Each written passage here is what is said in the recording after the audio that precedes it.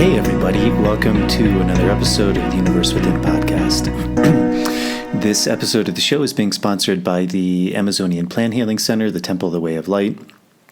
I've worked at the temple for a number of years now, and I can really attest to the quality of the work that they do. They're located in the Peruvian Amazon outside the city of Iquitos, about 2 hours outside in the jungle. It's a really beautiful location, and predominantly they're working with the plant medicine ayahuasca, working in a lineage of a group of people called the Shipibo people, who have a really long and in-depth knowledge of, especially working with that plant, but really with working with the whole pharmacopoeia of plants in the Amazon rainforest. They run 12-day workshops in which they're doing 6 ceremonies. They work with 4 different Shipibo doctors, healers, curanderos, 2 to 3 facilitators. There's a yoga teacher. There's an amazing support staff, an integration team. They work with massage specialists, bone doctors. So it's really just an amazing atmosphere to go really deeply into this work. They create a really beautiful environment, one of the better, if not the best, that I've seen to go really deeply into this work. And as we spoke a little bit about in this podcast, that's a really important thing, is creating I don't necessarily like the term safe space because that has other implications, but creating a space that's really conducive to go into that work. And it truly is a safe space, and that's really important, to feel that that ability that we can truly let go, and that we're not in harm, whether that's physical, mental, emotional, spiritual, that we really feel secure, that we can go really deeply into this work and get all of the amazing benefits that it has to offer. So if you'd like more information about the temple, you can check out their website at templeofthewayoflight.org. They were closed for a really long time during the pandemic, but they are back and up and running. And then also myself and my colleague Merav Artsy, who I interviewed in, I believe, episode 28 of this podcast, are continuing to run dietas or diets, predominantly in the tradition, one of the traditions that we were trained in, working with tobacco and tree barks.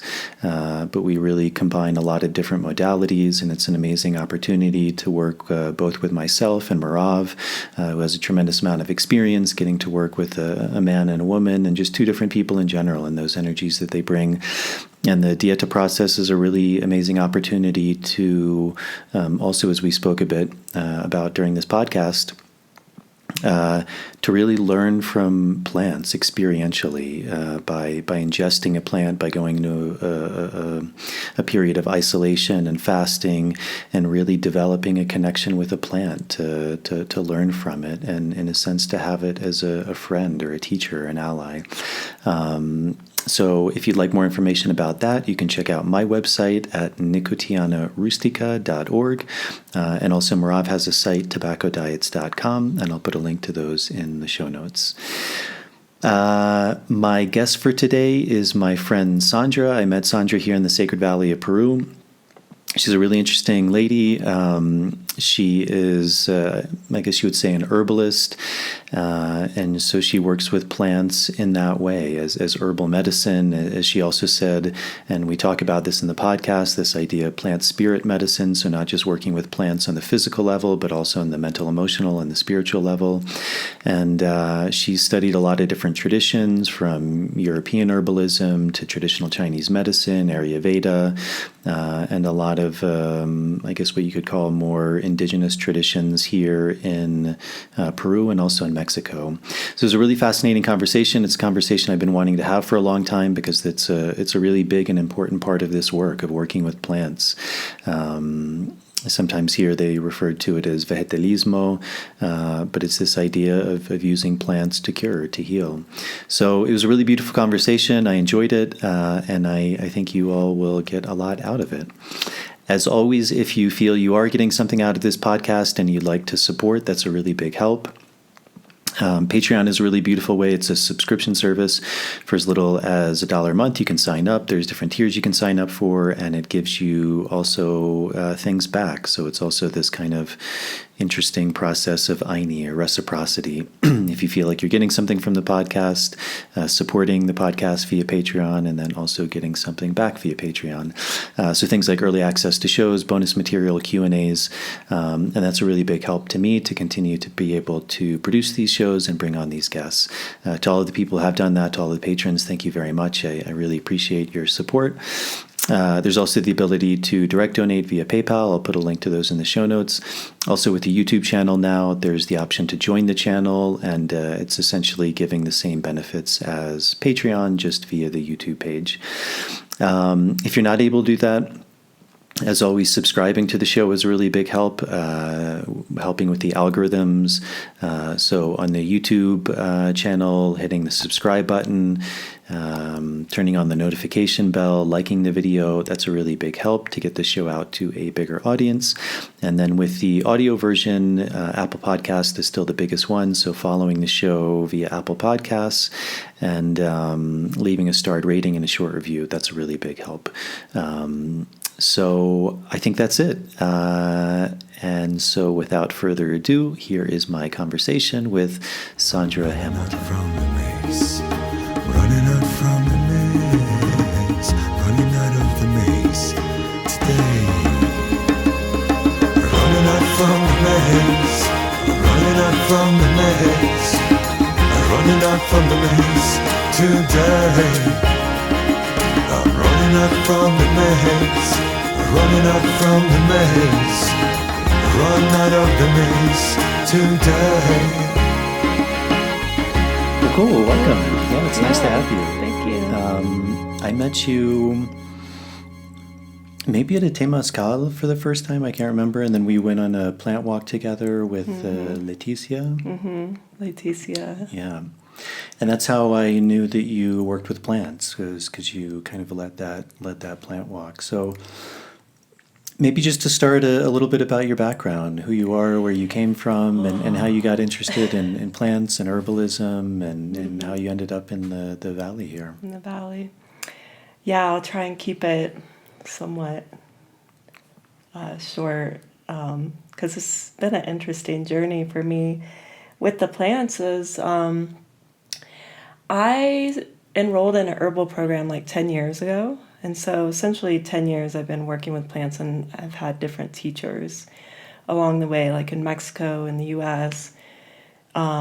Here I've had just putting all the pieces together, different cultures and backgrounds with different herbalists. I've apprenticed with the herbalist in the US.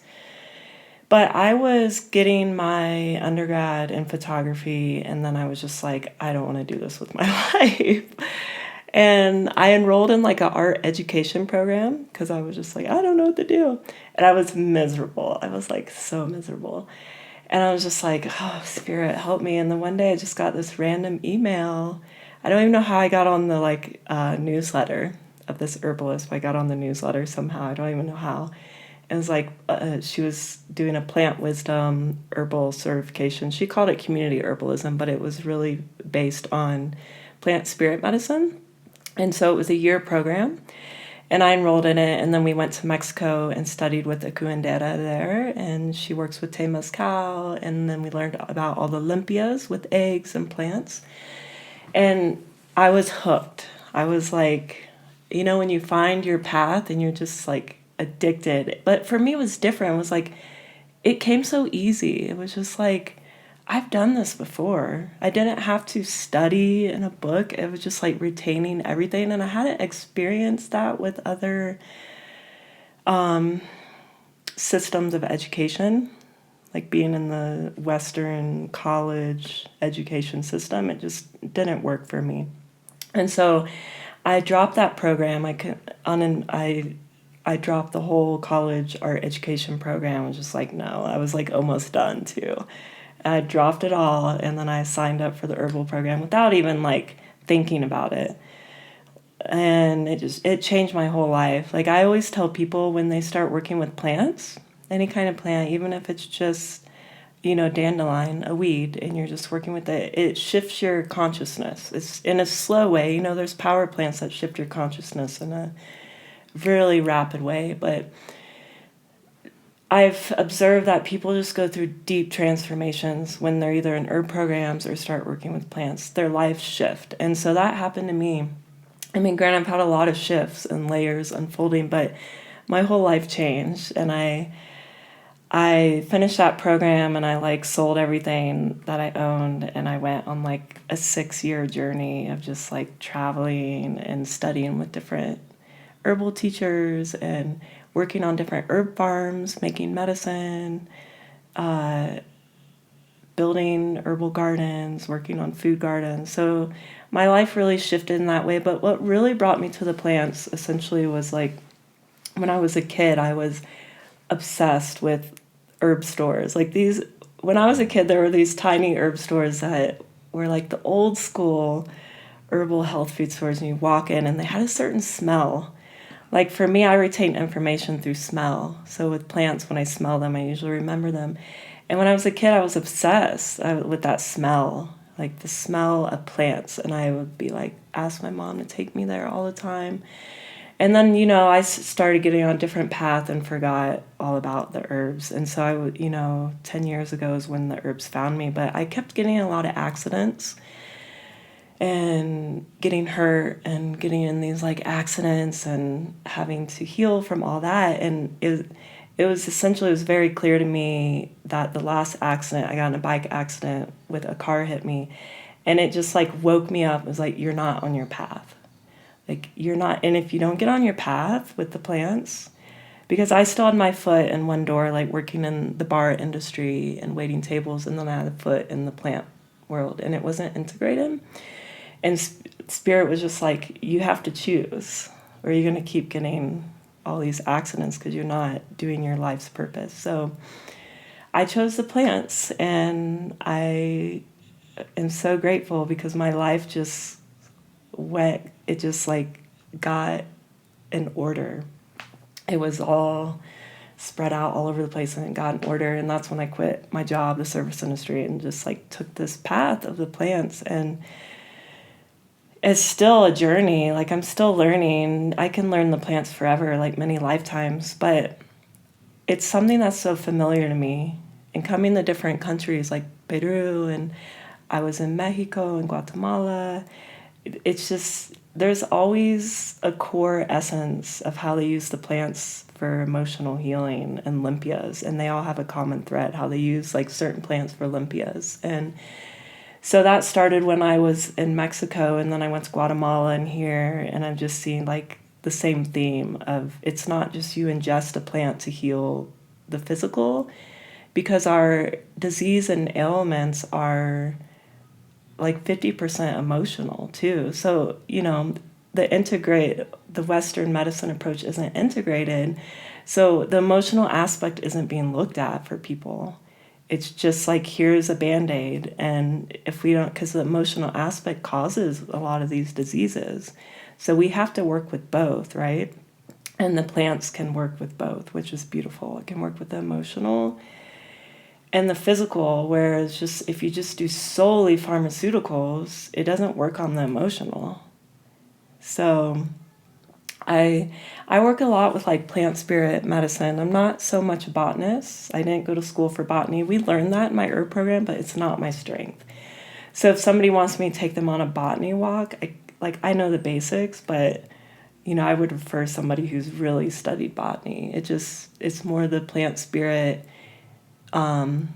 method that comes really easy to me, and the constituents. And then, you know, I was just so hungry for so much more. And then I studied Ayurveda, and I'm an Ayurvedic Health Counselor, which helps, that's basically using food and herbs, food as medicine, and looking at the constitutions and how to keep them in balance. And I went to India and did a Panchakarma, and just like, I usually go to the source. Like, okay, I've studied Ayurveda, now I want to go to the source and go to India and do healing work there and do Panchakarma, and I learned a lot there. And so I've integrated the Ayurveda with plants and looking at the energetics. Because like a plant that would work for you wouldn't necessarily work for me. Because I want to know like your body temp and the temperature of the plant, and what you have, what your constitution is. So I've and when I found Ayurveda, it just clicked. It was just like, I can integrate these. It makes more sense because the Western wisdom of plants has been lost in the Western world. You know, it was all like burned, and in Europe, the witch burnings and all that. And like here in these cultures, it hasn't been lost. It's starting to get a little lost just as they get more westernized here. And then, yeah, I just keep studying. Like, I'm obsessed. So, like, I'm never going to stop learning. It's just like this. For me, it's my creative passion. Like, when I make medicine, so that's my creative outlet. And that's how I create art, through making medicine and offering that to people. And I've been selling it here. When I was in the US, I sold the medicine. I worked in herbal apothecaries. I've worked for like acupuncturists. I know a little about like Chinese medicine and the herbs, how they use those herbs, but traditionally my approach is more the Western herbs and like herbs here, because I'm still learning the plants here. There's so many plants just in the valley, you know. So and then when I went to Guatemala, I was living in Guatemala before I came here, and I was working with the Mayan elders and doing like Mayan fire ceremonies. And they approached me and they're like, "Can you help us? Can you help us like make our medicine, like preserve our medicine?" Because I was making agua florida, but they use the agua florida for the ceremonies there that have like a lot of chemicals in it. And so I was at a Mayan ceremony, and these like indigenous women, they were all midwives in the community, and they approached me and they're like, "Can you come teach us?" And I was just like, I just said yes. I was like, and then when I walked away, I was like, "What? You said yes? Like, you don't even, like, they're gonna, what? They want to learn from you. You're just like this Western girl, and they have so much wisdom." But what I realized is like, I kept going to them and I showed them how to make agua florida and pomada with plants. And what I learned is that they didn't really know how to preserve their medicines for long term. They didn't really know how to like make tinctures, how to preserve the medicine. You know, they worked more with like the fresh plants right there in that moment. And that was a beautiful experience because I helped them get like labels and empower them to start making the medicine, because they're all midwives. And it was really interesting because, you know, they spoke the Mayan language, and their second language was Spanish. So it was just like they had so much wisdom, and I learned so much from them. Like, they were teaching me what plants grew there and how they used the plants. And so just all these different hands-on experiences with people and indigenous cultures have really, I have learned so much about the plants, opposed to just being in a school setting, learning. It's such a tactile experience if you want to start working with the plants. And I always tell people that you don't need to know, you know, it can be overwhelming. You get an herb book, you're like, "Oh my gosh, I gotta know all this." And if you just like pick 5 plants that call out to you, those 5 plants can heal most things daily things that you're dealing with, so you don't have to go to the hospital. Granted, some things you do have to go to the hospital. Western medicine is great for that, but 5 plants, you know, because I notice that people get really overwhelmed and they want to like know it all, and it's like just 5 plants that are speaking to you and you connect with them. Once they're your ally and you have a relationship, it's like building a relationship with a lover. Like, you have to court each other and you have to get to know the plant. Once you get to know the plant, build a relationship, then it could help you with an ailment that isn't in the textbooks. Like, you could really use it for something that you wouldn't even be in the textbook, because you have a relationship with that plant and you just are using, it's your helper at that point. And it takes time. It's like building friendships. You're not just like gonna be like, "Well, what are you good for?" Because a lot of people are like, "What's this plant good for?" Like, oh. So I try and like steer away from that question, because it's not about what it's good for, because you want to approach a friend and be like, "Well, what are you good for? How am I going to use you?" You know?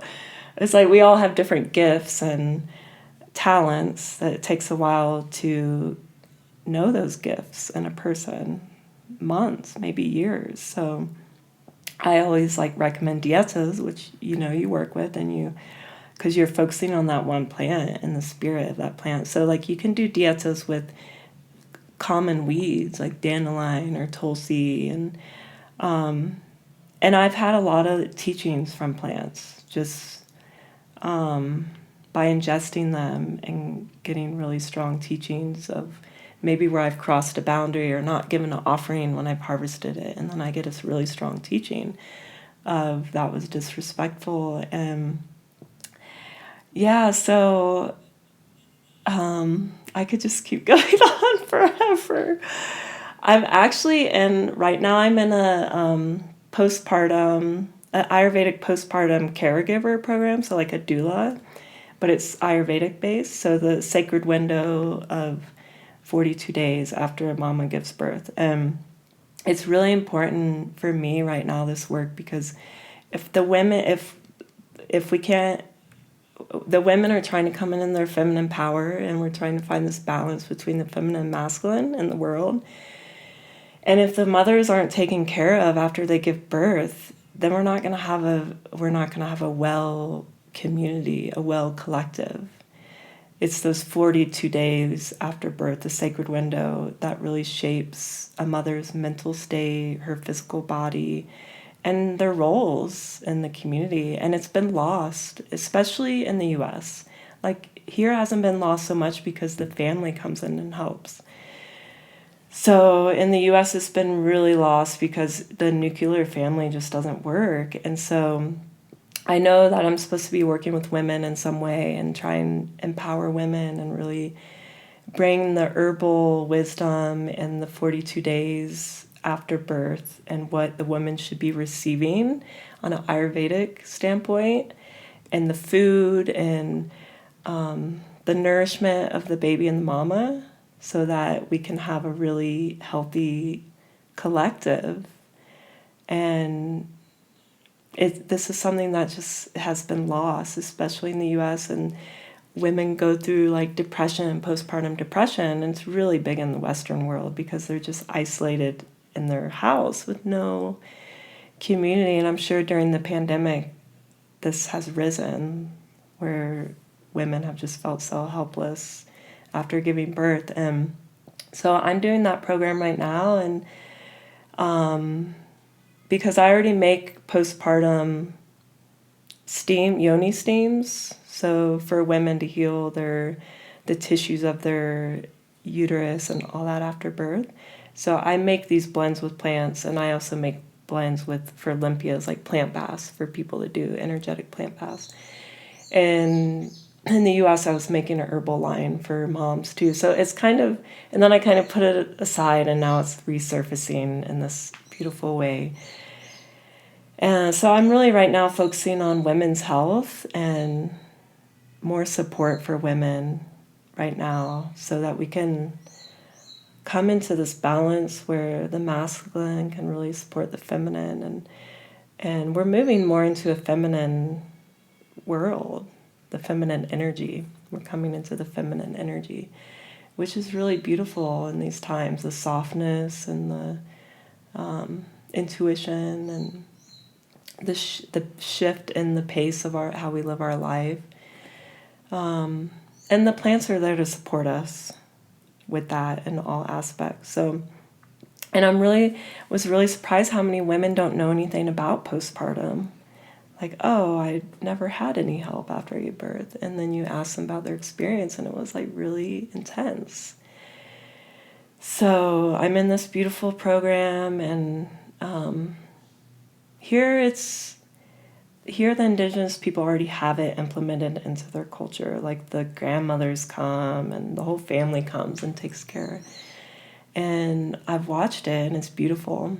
So I'm trying to see how I can implement it either here or in the US or however, working with plants, because we want to like down regulate our nervous systems. And so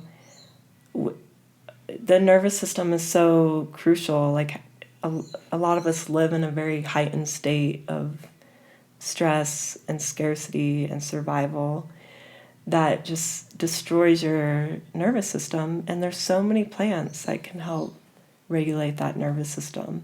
And so it's really crucial after birth that we get the nervous system like regulated, because you have all those hormones that make the nervous system on edge, because you like have this being that you're trying to help the child live. It's like survival, type of survival comes in. So nourishing the nervous system and knowing what plants work with that. So yeah, that's where I'm at right now with the plants, just doing this program and helping women in this way, and children. Like I've done classes for children, plant classes, like teaching them how to make plants or like products like salves.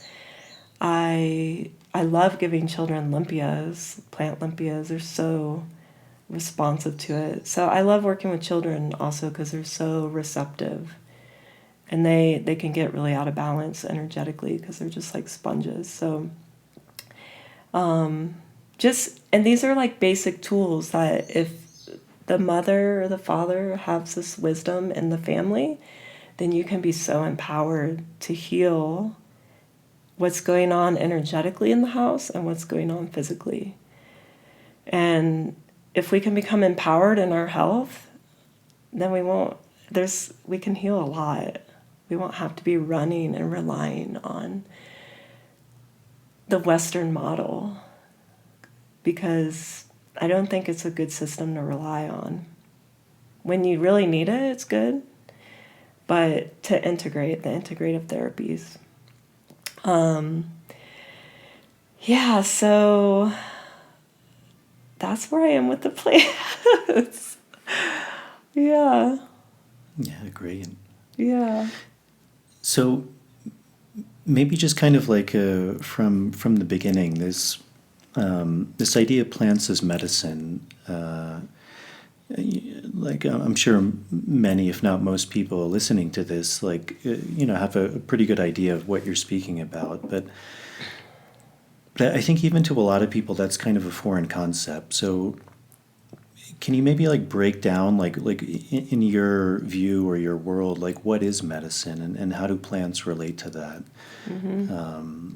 Because it seems like throughout most of history and in most cultures, you were using this word like indigenous traditions, plants were really the basis of medicine. Mm-hmm. There's other things too. You mentioned, even like maybe traditional Chinese medicine, they're maybe working with acupressure, acupuncture, massage can be a big part of it. But really, when we think of medicine, it was really plants that were given as medicine. So, mm-hmm. But I think for a lot of people, there's still a disconnect to that. Medicine is what you get in the pharmacy or the doctor gives it to you and it comes in a pill. Mm-hmm. So how would you explain to someone maybe who just that's what they think, and yeah. Legitimately so, because as you mentioned, like in a Western model, it is something that's given to you by the doctor. It usually comes in a pill form, and you mm-hmm. take that to treat something. And when most people look at plants, that doesn't necessarily look like medicine. It looks like a plant, which for a lot of people, maybe they're pretty or they think they give off oxygen, or they're just kind mm-hmm. of growing there for no reason. Yeah. So how does what's out there translate to medicine? Yeah, that's a good question. How I look at it is we as a collective, as a society, we've become very disconnected from the earth element. We're very, I'm going to go into some Ayurvedic terms, like how we're advancing technology is we're getting faster and faster and faster is really bringing an imbalance to the Vata dosha, which in Ayurveda Vata is air and ether. And so that makes you even more ungrounded. It makes you lighter. It makes you like spun out, And so the earth element is really crucial to connect to the earth, and that everything we need, like our food grows in the earth. But if we continue to destroy these forests to build more technology or huge cities, then we are going to lose a lot of this medicine. Just like a lot of food is being lost, like seed saving is really crucial for Native Americans, just to have those indigenous seeds, or they'll get lost. But with the plants, they're there. Like if you look outside, there's even weeds, your simple weeds like dandelion and cleavers and nettle. These are weeds, and they're so medicinal, and they grow everywhere. They grow all over the world. And if we can people could just get to know those few plants, like people that are new to plants could get to know those few plants, and they have such potent medicine. So my idea of medicine is, you got to look at food too, the person's constitution, food. It's not necessarily just give them a plant and it's going to fix everything. You got to look at the whole bigger picture of what's going on in their life. But everything we need is out there, outside. Like I've had moments where in my life working with plants, like the plant will appear in your yard that you really need. Like you wouldn't even plant it, it just appears. Like literally one day you walk out and you're like, wow, that's a new plant. And it's usually a plant that you need to be working with. If you notice it and it just appears, it has medicine for you. And it's just like daily maintenance of your health, opposed to just waiting till it gets so bad that you do have to rush to the doctor. Just daily maintenance of having herbal tea or certain herbs mixed together that are really going to bring you strength or calm your nervous system or help with anxiety, so that you don't have to be on a daily medication for anxiety, because there are ways to work with anxiety for people. You can really get to the root of the problem through your emotional state, your diet, and plants, and then you're getting to the actual root of the problem. The root of the problem is where we want to get to, and plants do that.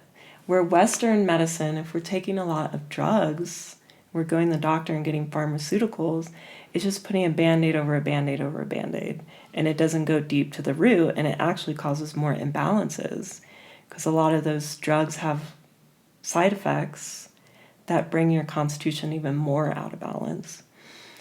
And then you have to go even deeper to heal the root of the problem. And granted, there's a time and place for medication. I'm not anti-Western medicine. I really believe in integration, and it's not happening. Where, like, say you go to the doctor and they're like, an example would be I was in Hungary. I was traveling there, and part of their medical system, if you go to the doctor and you're having pain or if you're having certain ailments, the doctor will give you a prescription to go to the thermal pools, because in Hungary there's thermal pools because it's all hot thermal water under that city. And they have baths everywhere, these hot springs all throughout the city.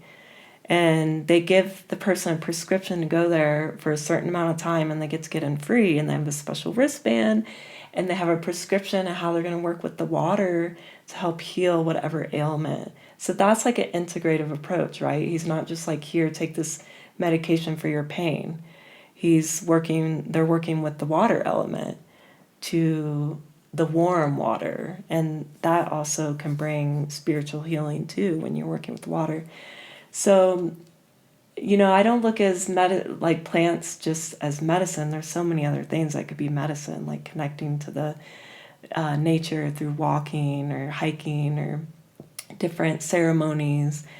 But for someone who's just starting out, I recommend they connect with a few plants on a spiritual level and start ingesting them, sleeping with them under their pillow. Like there's certain plants like mugwort that are dream plants to help you dream, to help you connect with your dreams. And so many messages are in our dreams. And mugwort is so strong. You can hang a bundle above your bed and you're going to start having really profound, prophetic dreams. Like when people come to me and say they don't remember their dreams, this is something I would tell them to do. Like get mugwort, hang it above your bed, start journaling. this is a form of medicine. You're using the plant mugwort and you don't have to ingest it. You're just hanging above your bed, and it could help someone with their sleep. You know, there's certain things that you could, maybe they have insomnia, it could help them sleep better. So the plants are so amazing because there's so many different ways you can work with them. And with the Western world, where I would get so annoyed when I would go to like a doctor when I was younger, like in my 20s, I would go to a doctor because I was having some stuff and going on, and they wouldn't even like ask you what's going on in your life. What are you eating? Like, that's the first question. You know, if you go to an acupuncturist, you could do a full intake. What's color your tongue? What are you eating? What are your stools like? What's your stress? Are you happy in your life? You know, like when I went to India, the Ayurvedic doctors in India have to become doctors. So they go through a whole training. They have to know how to read Sanskrit, the ancient Ayurvedic texts. Ayurvedic medicine, Chinese medicine are the oldest medicines, ancient texts that have not been lost. And I went there and did a consultation with them, and I lived there for a month.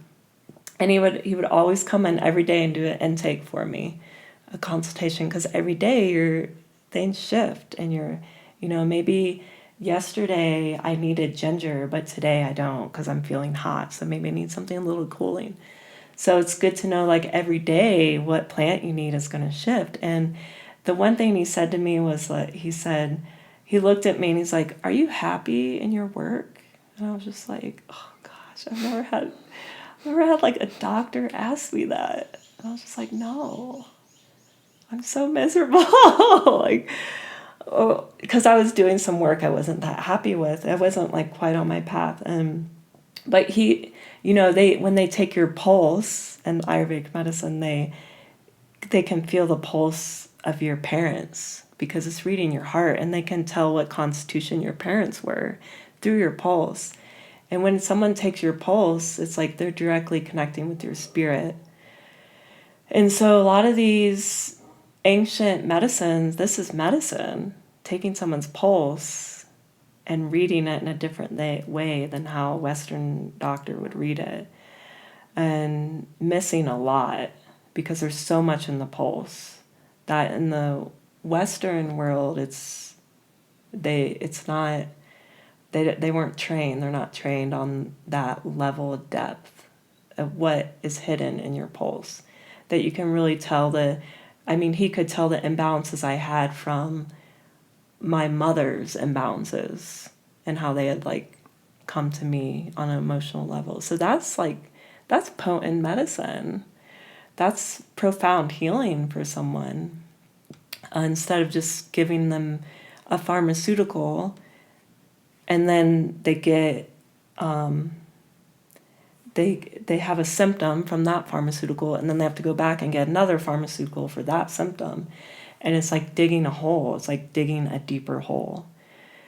But I do believe people that do have to be on medication for, maybe they have severe depression or thyroid or some stuff, they can integrate it with natural ways, and then it can balance. What I learned in India was when people have been on thyroid medicine their whole life, it stops their thyroid. Their thyroid becomes lazy and doesn't remember how to work. So then it's too late. So if someone came to them with a thyroid issue and they've been on medication for most of their life, they have to stay on the medication because it's put their thyroid to sleep. But they can do other herbs to balance the effect of the medication and to strengthen their thyroid. So I learned a lot when I was there with how pharmaceuticals can really put an organ to sleep and make it go dormant. And that's pretty intense if that happens. And the whole point of it is like catching these diseases early on and then approaching it from a very holistic way, trying to approach it from a holistic way. And then if pharmaceuticals are needed, then they're needed. everyone's case is different. I don't want to sit here and be like, don't go use pharmaceuticals, because I've had to use antibiotics before and certain stuff. So, and the same with like chemo, how they look at it in India with chemotherapy is if you go there and do a Panchakarma, which a Panchakarma is this whole healing modality in Ayurveda that's usually a month long or longer, depending what people are working with. It's an Ayurvedic hospital. So it's not like your traditional hospital. It's a center that's incorporating the fire ceremonies, the mantras every morning, yoga nidra, certain types of food. So it's not like your typical hospital with like white walls and very cold. It's like a place for spiritual healing too, which if you can do the spiritual healing, then a lot of times the disease won't stay as long. But when you've had chemo already and then they go and do a Panchakarma, it's harder because the chemo changes the structure of your DNA and your cells. So then they won't recognize the plants because the chemo's already shifted everything. So then if you start taking plants, the plants won't be as effective because it's shifted your cellular structure. So just little things like this, and granted, people that have cancer, chemo may be the best route for that person. It really depends on your constitution.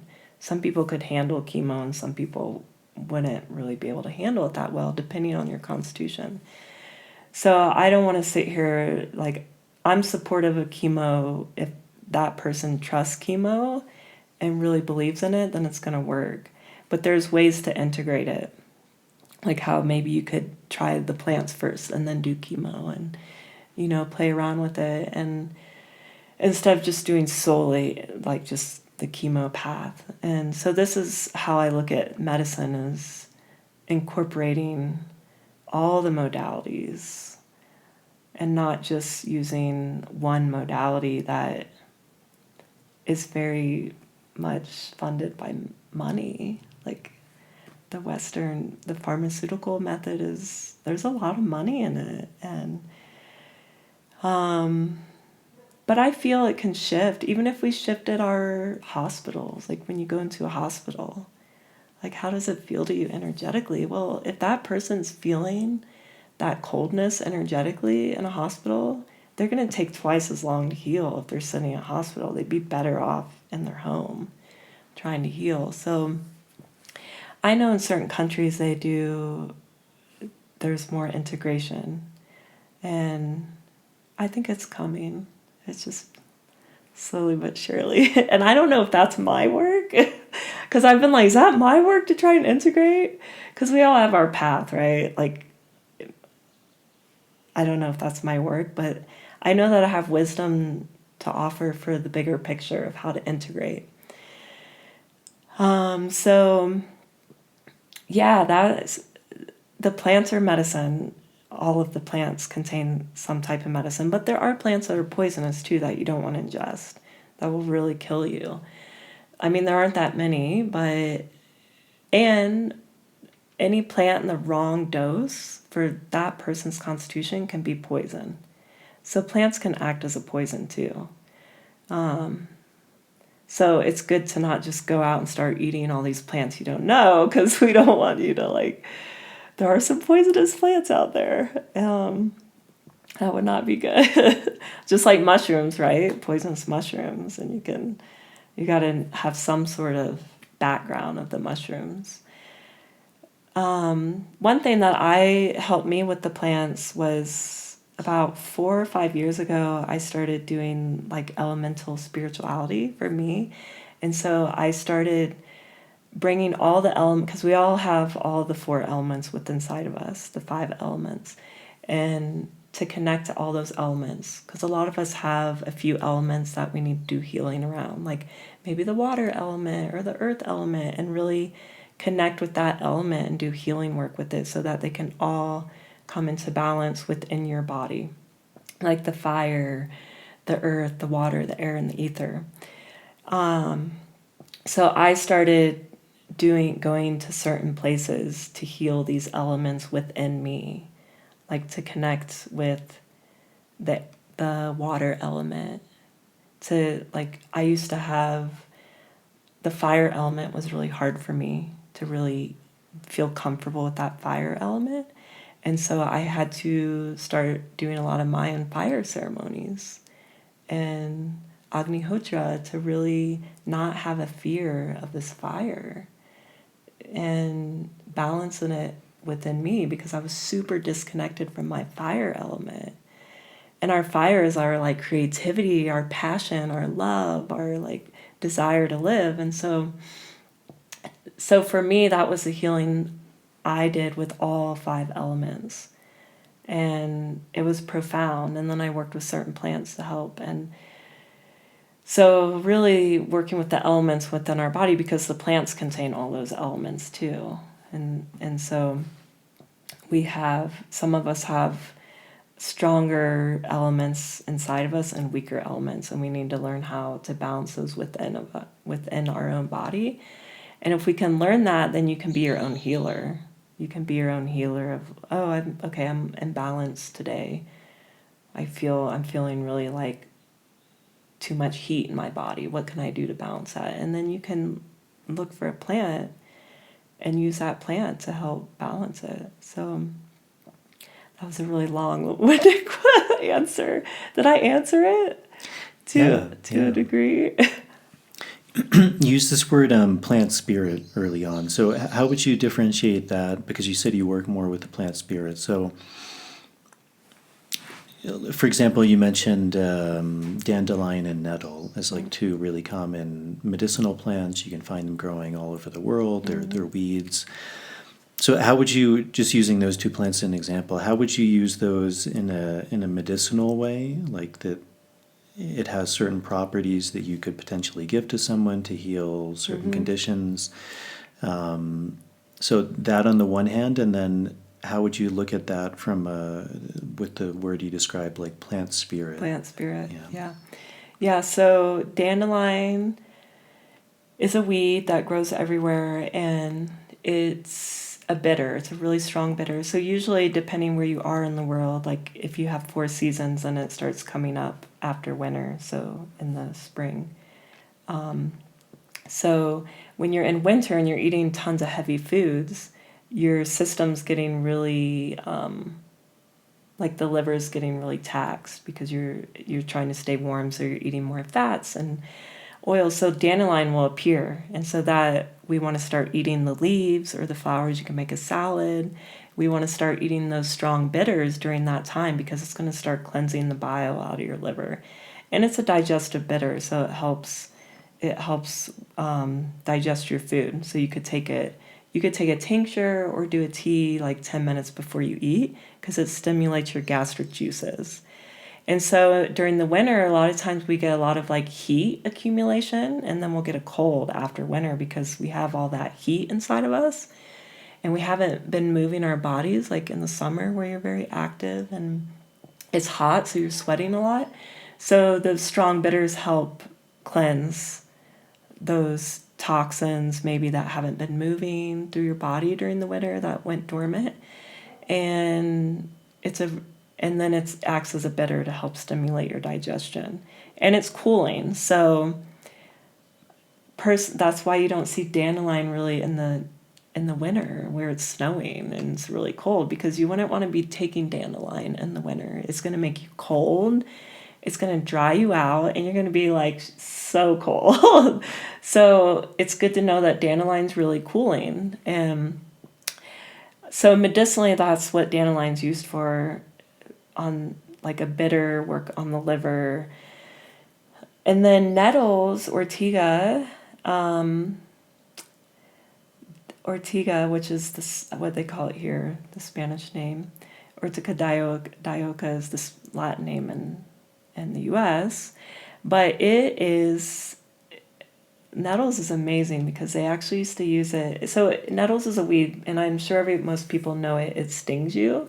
So when you see it, it grows in the wild and it stings you. And they used to use it on people that were paralyzed. They would cut the plant and then make a bundle and hit them with it, and it would bring circulation. So it moves your circulation, it brings circulation. So if you have pain on your body, you could go harvest some nettle and hit that area until it gets red, and it's going to help with the pain and circulate the energy. It's also a really cooling plant also, and it's really drying. So if you're already run really cold and you're really dry, then you want to mix it with a demulcent, a plant that's moistening. So like licorice or marshmallow. And then it would balance the energetics. And nettles, they make like pesto out of nettle. You can eat the leaves, you just have to boil them so that they get the stinger out.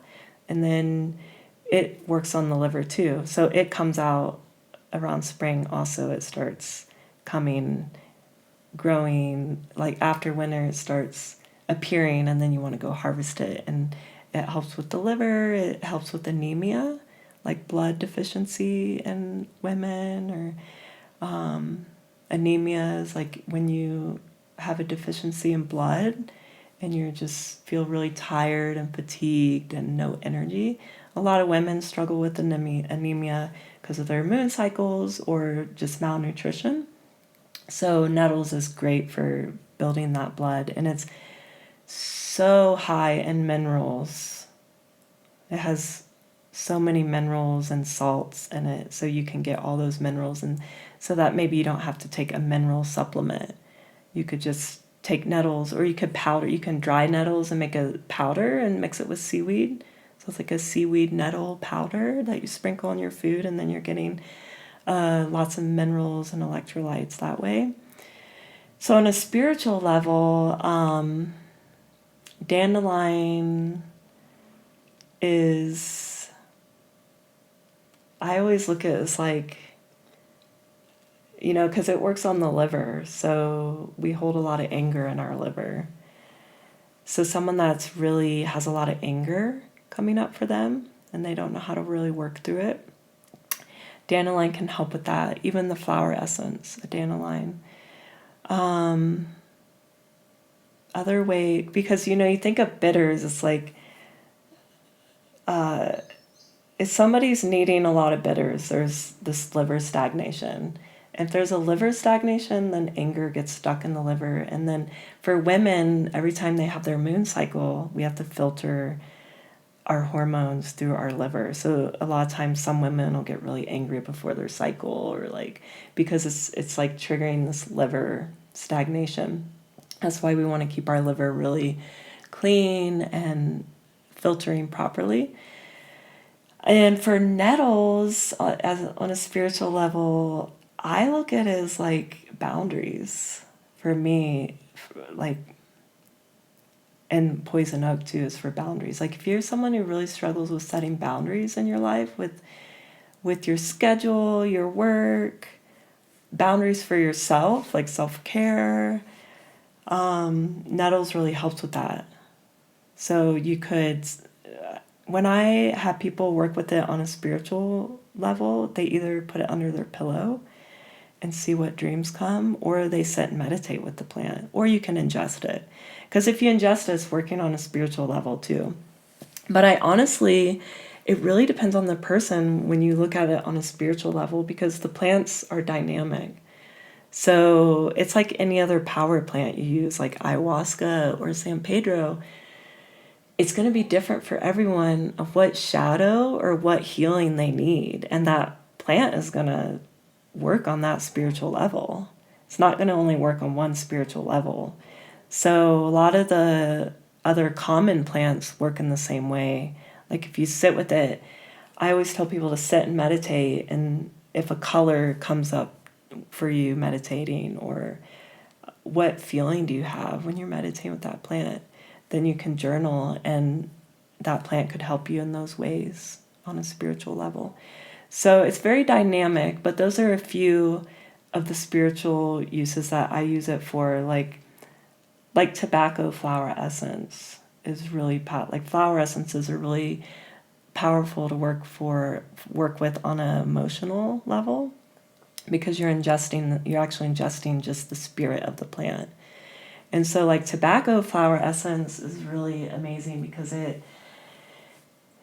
it really works with if there's father wounding for men or women, if there's father wounding from your father, that little child father wounding that you need to work with.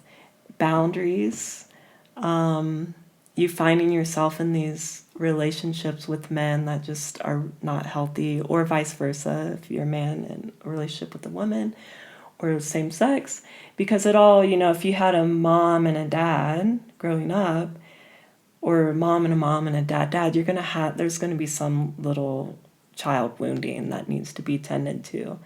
We all have it. It could be little things, It just depends how strong it affected your spirit. So tobacco is really, flower essence is amazing for if you're wanting to work with healing the masculine within you, or how you relate to the masculine, or if you had a father that wasn't present in your life, then it's going to play out in your relationships. Even if you're in the same sex relationship, it still plays out because we still have those masculine, feminine qualities within us. So yeah, so plants are so dynamic. So with nettle and dandelion, it also depends on the person, because that plant will show up for that person to heal, work with a spiritual imbalance that maybe it wouldn't come up for me. So it's really powerful. Like, I've seen people have different effects on plants that I necessarily haven't had that spiritual effect. And that's the amazing thing. So they're very similar, like, to the power plants. They really go into that person. The spirit essence of that plant really can tune in to what your spirit needs at that time. And also with a lot of plants and flower essences, if you're taking them, there can be a spiritual crisis. And if you're trying to function in the world and go to work and you're just like having these breakdowns, like crying, it's good. You're having a spiritual awakening. But it's also good to know if you're having a spiritual crisis that you need to actually take like 3 days off, or like take a few days off and maybe lower your dose and then resume. And it's really interesting when I work with flower essences, which basically flower essences are the flower of the plant that you put in water and you put it outside in the sun. And the sun infuses the spirit of that plant into the water, and then you preserve it with a little alcohol. And you take it 3 times a day at around the same times, like morning, afternoon, at night, so your body can really get used to the spirit. And what I've learned is your body you'll start forgetting to take it. And when you start forgetting, you've gotten over that chapter. Your body will tell you when you don't need that plant anymore. Same with any other teas that you drink. If you're just like, oh, I'm not feeling it, your body tells you when you're like, you don't need that plant anymore. It's time to move on to maybe a different plant. So it's a really dynamic question, because it really depends on the person, how it's going to affect them spiritually and what they have going on. And if I did a consultation with someone, I would a lot of times a plant will just come to me in the back of my head while I'm talking with that person, of what spirit I think that person needs, because each plant has a personality too. So once you get to know the personality of the plant, then you can be like, oh, I think this person should work with rose, because rose is boundaries too, and opening your heart and softness and grace. And I've had a lot that come up for me before working with people where I just wanted to like give them rose to work with. And it's just one plant, working with one plant is nice because you really get to know that one plant. So I always recommend, if you're working with a plant on a spiritual level, that you work with just one. Then you can really get to know the essence and spirit.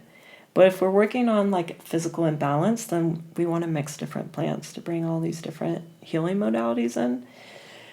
So, yeah, one plant for the spiritual healing. So would you say, for example, with dandelion, like when you're mentioning this idea of plant spirit work, that's just encompassing like the non-physical. So, most people, because even now, I think herbalism is maybe becoming more common. Like people go to Whole Foods and they're like, oh yeah, I'm struggling with this, and I heard dandelion was really good for cleaning my blood or something. Yeah. Or,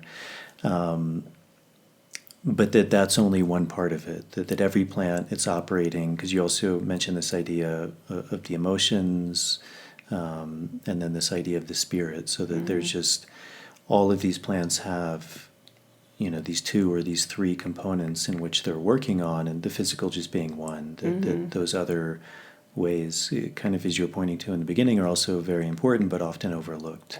It is overlooked, but I feel that once people start implementing plants in their life, they start shifting in their consciousness slowly. Like it could even be a simple thing where like maybe they're like want to go be out in nature more, where maybe in the past they never wanted to. That's a shift. That's a shift in consciousness in a very subtle way, because it's working on the subtle body.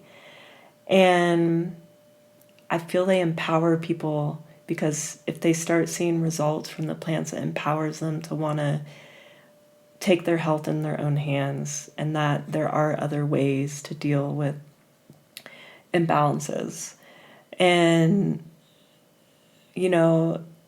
not everyone's going to be interested in like going and meditating with the plant. You have to work with what their comfort level is. If their comfort level is like, I think I'm just okay with drinking the tea, they're going to have a subtle shift, because you're ingesting a spirit.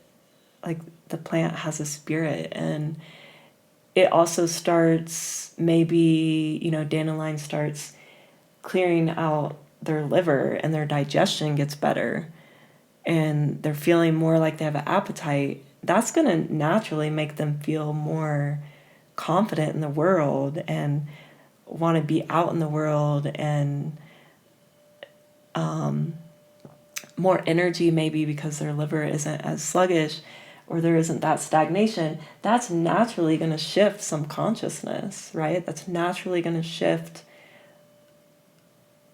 a perspective in that person, that, wow, I'm feeling like I don't feel like I'm having to sleep as much, or I'm feeling like an appetite, I want to eat good food, and this can be a type of healing, like a happy accident type of healing, like maybe they are taking the plant thinking it would heal what their main concern was, and it doesn't. It like heals something different. It heals something completely different. And like I've had those experiences with plants, like this plant, black cohosh in the US.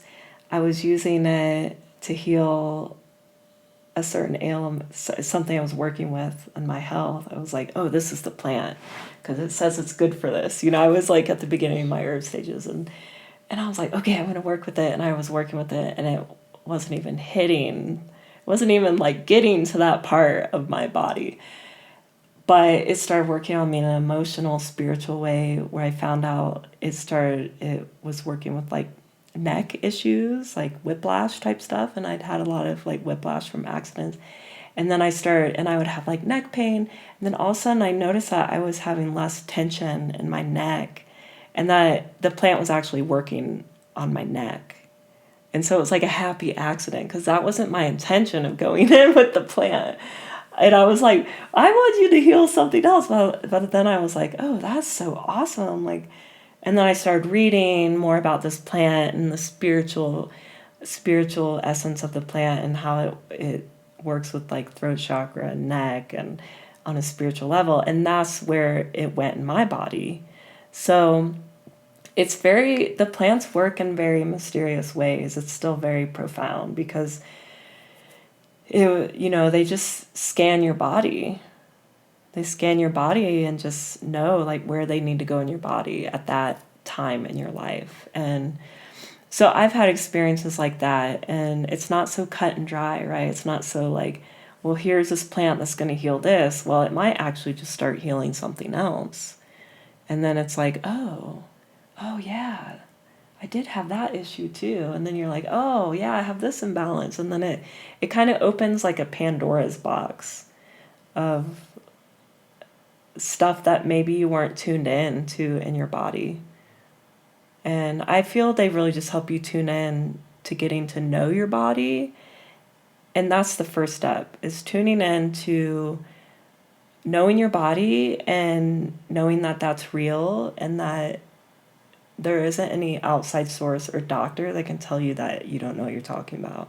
Because you live in this body every day and you know certain foods that aren't going to do well with you, or, but I feel like a lot of times we can give our power away if we're not so trusting in the plants.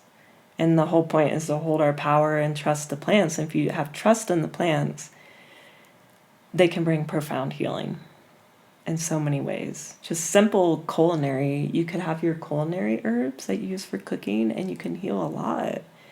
If you have stomach upset or parasites, like you can heal a lot with just culinary herbs. So, we don't have to have a whole apothecary you could have 5 herbs that you work with. And so, yeah, I think I answered quite a bit of that. Yeah. I'm just going to lower this so the computer doesn't You're overheat. getting the...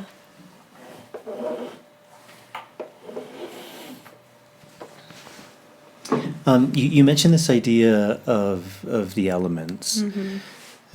You said 4 and also 5. Well, in Ayurveda, there's 5. In the Hmm. Western, it's like 4. But because we have ether Hmm. in Ayurveda, which is like space, cosmic energy, and then air is like more the wind. And Yeah.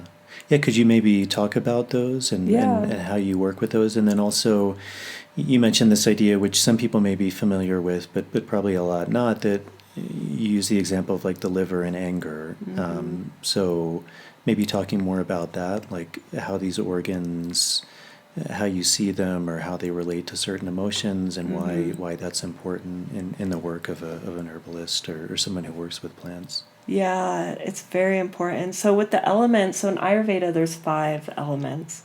And in Chinese medicine, they have different elements. They have like metal and wood.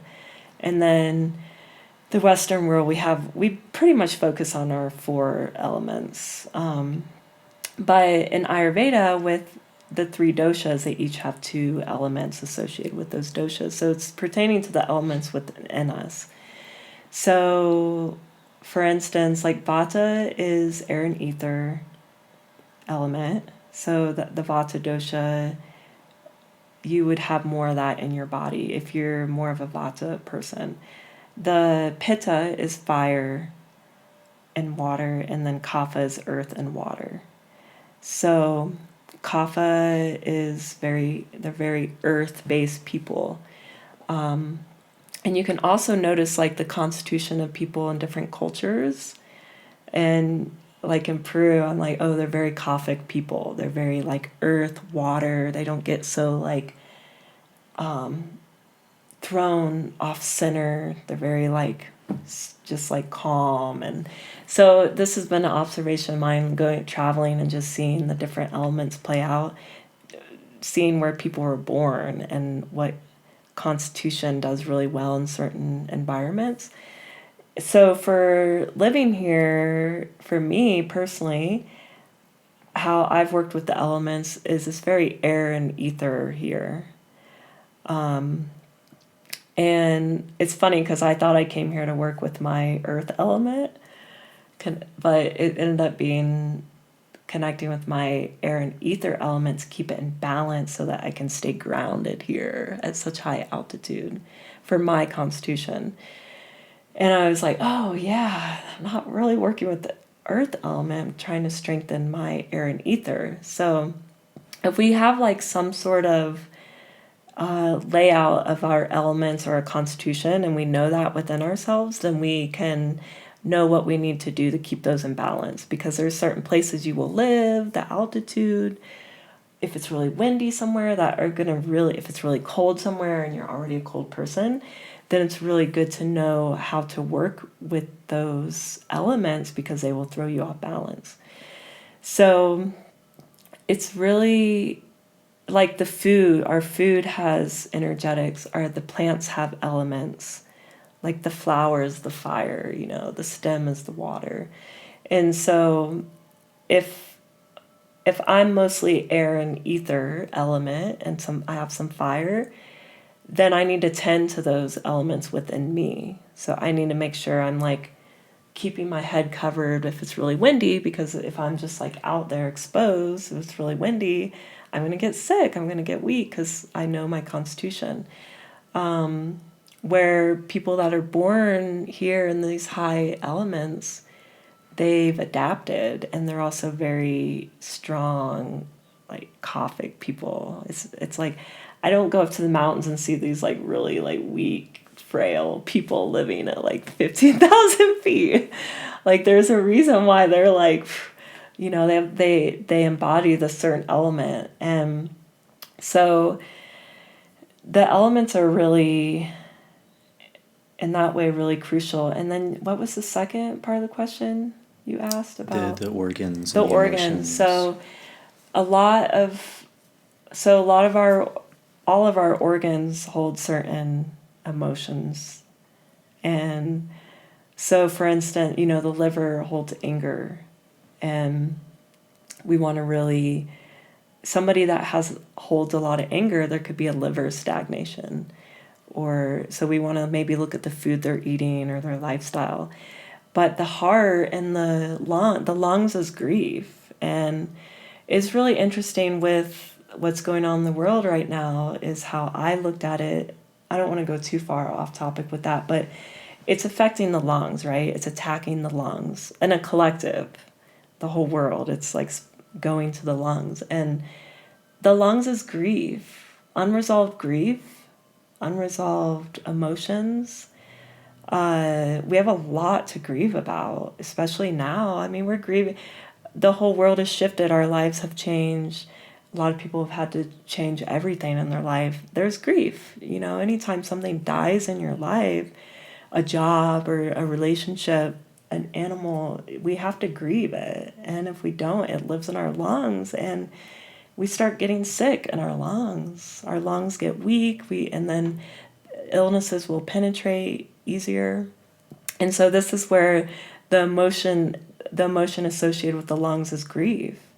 And if we can really allow ourselves to grieve and feel those emotions, then that's a way of tending to the health of our physical lungs so that we won't be attacked. We won't be in a weakened state of sadness and grief that live in our lungs. And so that's really how I've looked at this whole imbalance that's happening right now, and the lungs of the earth, and grieving. There's so much grief, like grieving Pachamama, grieving like how a lot of the nature is being taken over, and we're losing our medicines, and we're losing our way in the world. And we have to grieve that. There's a grief there. And so, so like looking at the organs and what emotional, spiritual element lives within those organs. The kidneys are the water, the adrenals live above the kidneys, and your nervous system shot, your adrenals are going to be, shot, and your water element's going to be really out of balance in your system if you're having kidney and adrenal issues. And which stress takes all that.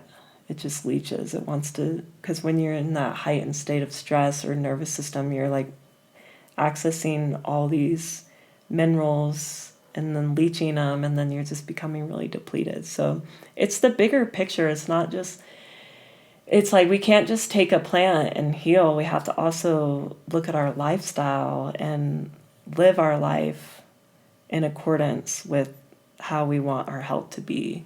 And granted, like, yeah, I'm going to go eat some pie and some, I'm going to go eat food that isn't the best for me.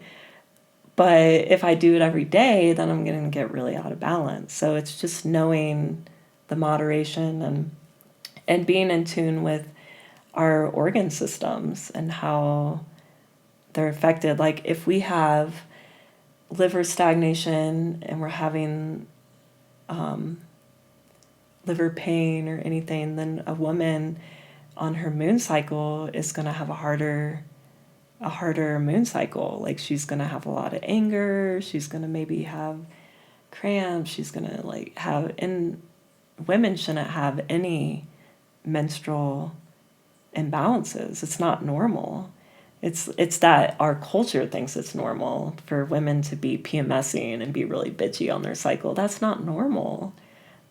It's like that now because we're so out of balance and women aren't taking those 4 days to go into the red tent and like you're cleansing, So if the woman has like some liver imbalances, then it's going to affect her cycle and how she feels during her moon cycle. So yeah, and then the anger lives there, and then it's going to come out when you're in this like sensitive, intuitive, open state of bleeding.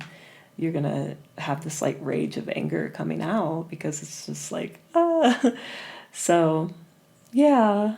I was thinking, could I give maybe like a few examples of common ailments and just have you talk about how you would look at that or maybe potentially treat that? So one that we brought up was like anxiety. It seems to be a very common one. Anxiety, maybe even depression, those often seem to go kind of hand in hand. So how would you, and obviously this is very general, it's kind of removing the person. It's just kind of a fictitious person and not looking at their life, their life and everything. But kind of as a general maybe archetype, how would you look at that, and what would you, are there certain plants that you would maybe recommend, or like what would you start to look at if someone is coming to you with that? Mm-hmm. Yeah. So. I'll just give a brief overview because, it depends on everyone's situation. But anxiety can be really intense for some people. It can just like debilitate their whole life in some way. But a lot of times in Ayurveda, Vata imbalance causes anxiety. So when there's too much movement in your life, or stress, then it can bring that imbalance even more, and you can have severe anxiety, and it can bring it out. And then there's, we would look at diet and all that, but for plants that really help with anxiety, I love like kava, tulsi. Tulsi is amazing. Nervines, like you want to work with like plants that work on the nervous system, because essentially if it's the nervous system anxiety like they interact with each other. And so passion flower, which you could get even chamomile can help some people, and you can get that here. Trying to think of plants here. I mean, I guess it doesn't matter, right? Because it's being aired all over. So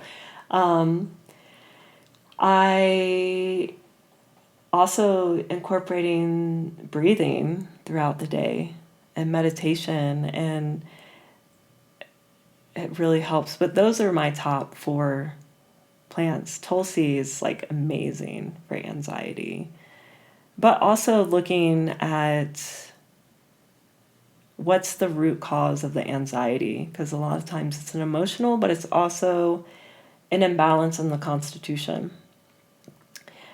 Because Vata is like if you get super ungrounded and you're like spun out all over the place, you're running around and the air and ether is just like running your life, and you start getting anxious, and it's that air and ether element that needs to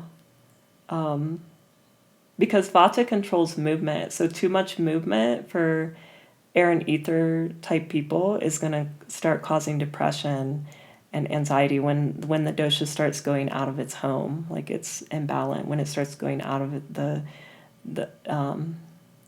home, like essentially it has a home, and that's going way more in depth. But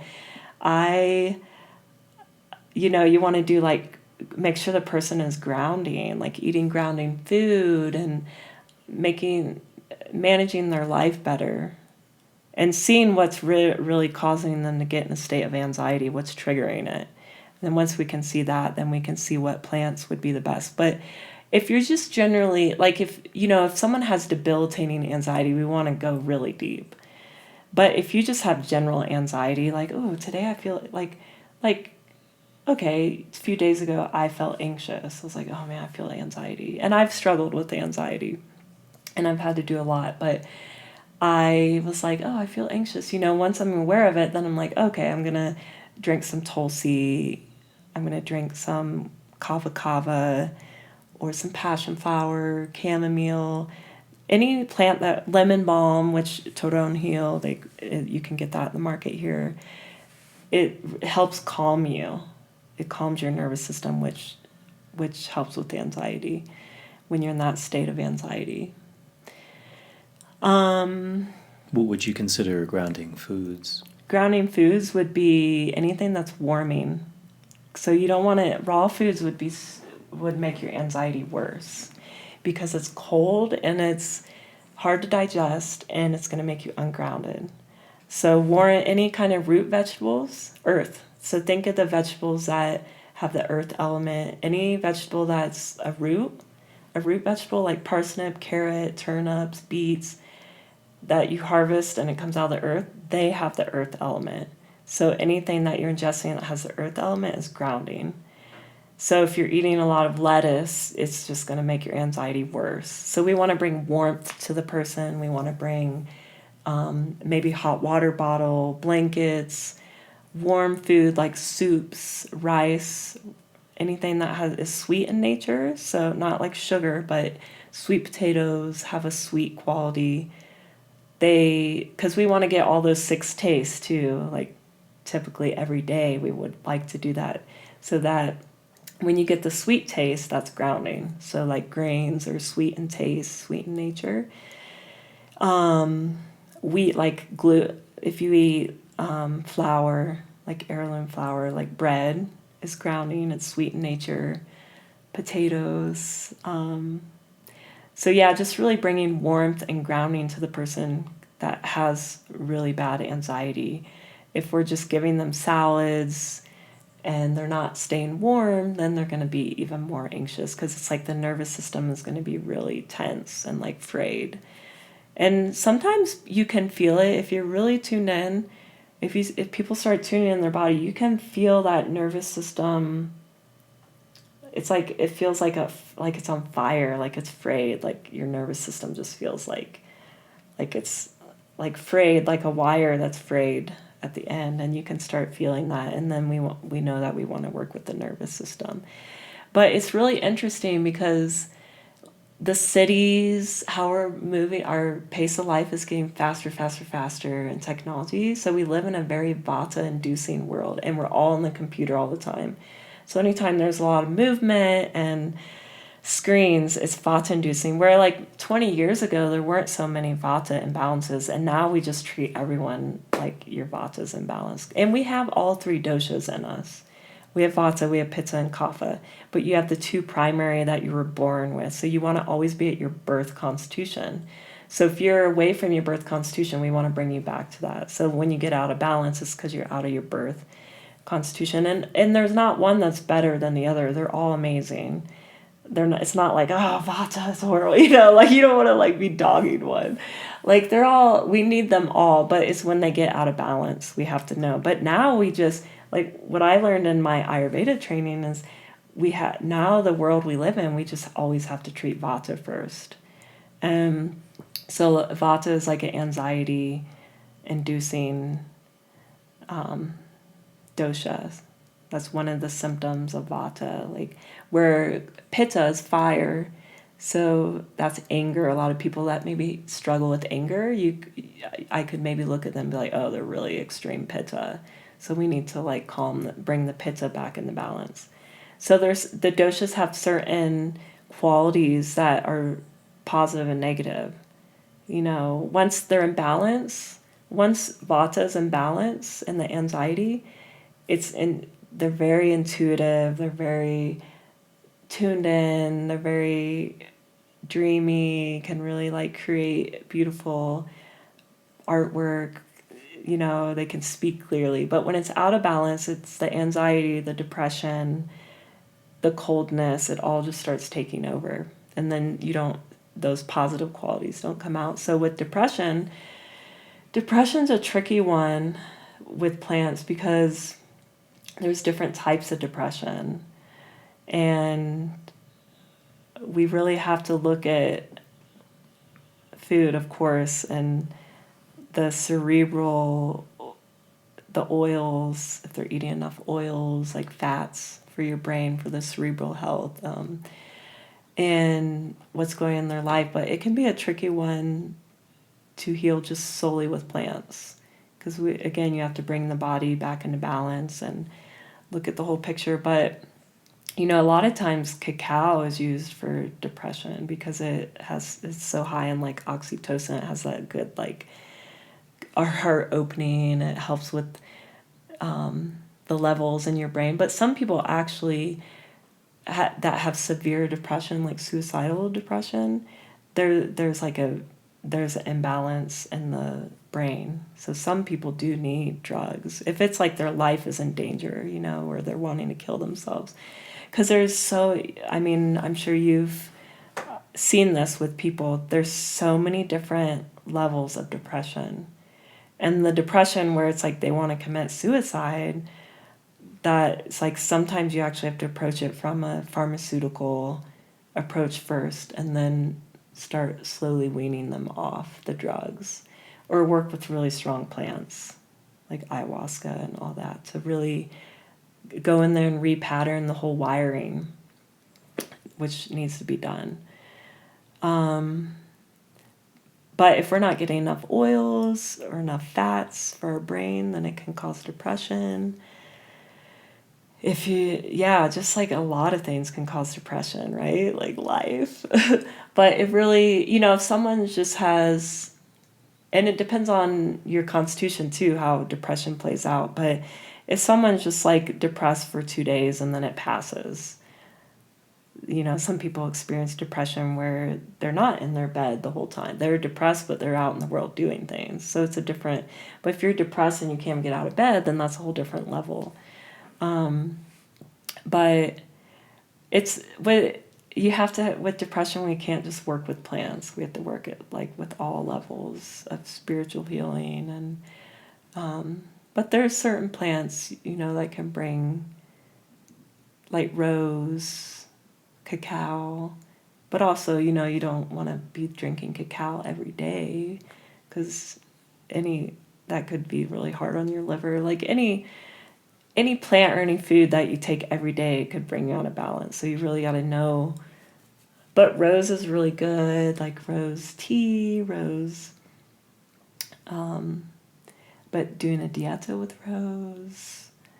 I know a lot of people that have worked with ayahuasca for depression or addictions. And a lot of times if there's depression, there can be addiction. So, yeah, we really have to look at the bigger picture of it. Yeah. That's one thing that it's not hard to heal. It's just a more complex situation that depends on the person and how it's playing out. Mm-hmm. Yeah, great. Yeah. I think another really common one that I notice a lot is digestive issues. Mm-hmm. Seems to be something that's, also as you mentioned, like anxiety really seems to be increasing. Also, a lot of people seem to be experiencing digestive issues now. Mm-hmm. Pain, could be constipation or the opposite, loose stool, but just like this general feeling of something's off, something's not well. Yeah. Yeah, it's So I did my yoga and Ayurvedic training in Hawaii, and it was really interesting because I've struggled with digestion stuff too, and it healed my digestion, but I had to go through that whole training and do different herbs and triphala. Triphala is this herb that they use. It's a powder usually, and it's like 3 fruits from in India, and that helps with digestion and so digestion can. Okay, so we have to look at food, right? But what I learned at my yoga training, we had to sit, and when we sat and ate, we were told like you don't talk much. And it was very like new to me because I would always be like talking when I'm eating. But then I realized when I was talking so much when I was eating, I wasn't chewing my food. And so the first thing we just have people start doing, don't even like work with the plant first, is just try and eat in a calm environment. Sit down and eat. Don't eat standing up. And don't talk a lot, and make sure you're chewing your food until it's actual like mush in your food. And it depends on the person, but sometimes it's like 20 bites, and you have to count it. You count to 20, and then it's like your food you've gotten your food to actual consistency where it's like soupy, and then you can swallow it. So a lot of times what happens is that we're just swallowing our food and not chewing it, and then it can't digest, and then it turns into ama, which ama is undigested food. And then those undigested food turns into toxins that wreak havoc. They get in your cells, and then you start experiencing bloating. That's the first complaint I hear a lot of people like bloating, because you're not digesting your food, or you're eating food that's not in the right combination. Like there's certain foods like fruit you should just eat alone. If someone's struggling with digestion, we would start doing this. Like if you're gonna eat fruit, you just eat it alone, and then you don't eat your next meal for like 2 more hours. So we don't want to like combine fruit with rice, because rice is harder to digest and fruit digests really quick. So then you have these foods in your system where the rice isn't going to digest, and then it turns to ama, which is undigested food.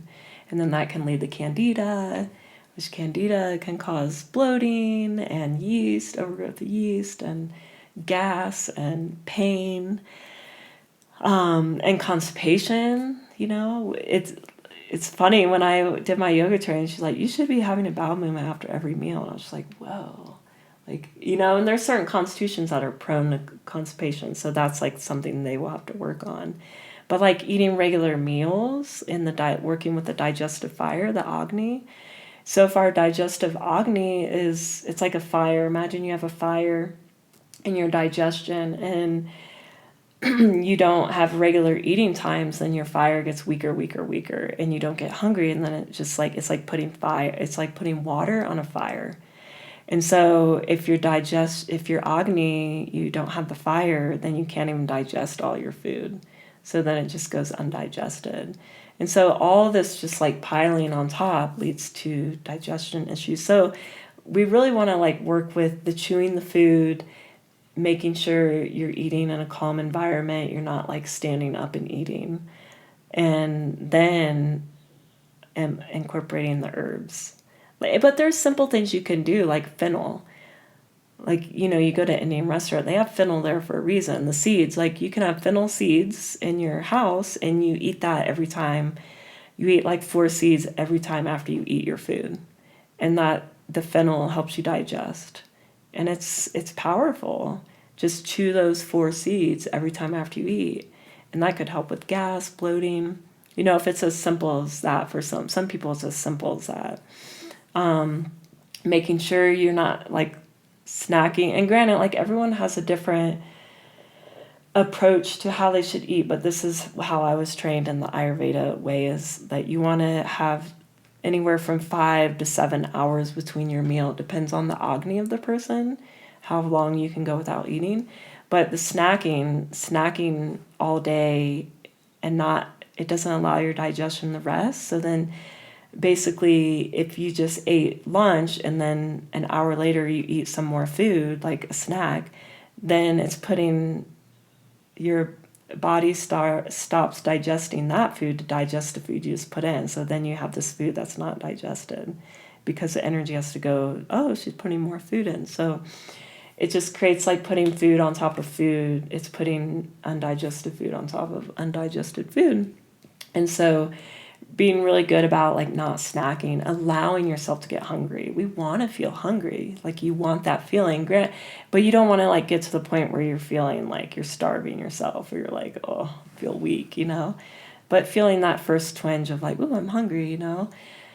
And so the snacking, the eating like every 2 hours, it's like, and for what I've learned, it's horrible on your digestion because we want to allow our digestion to rest and have periods in the day where it's not constantly having to digest food all the time.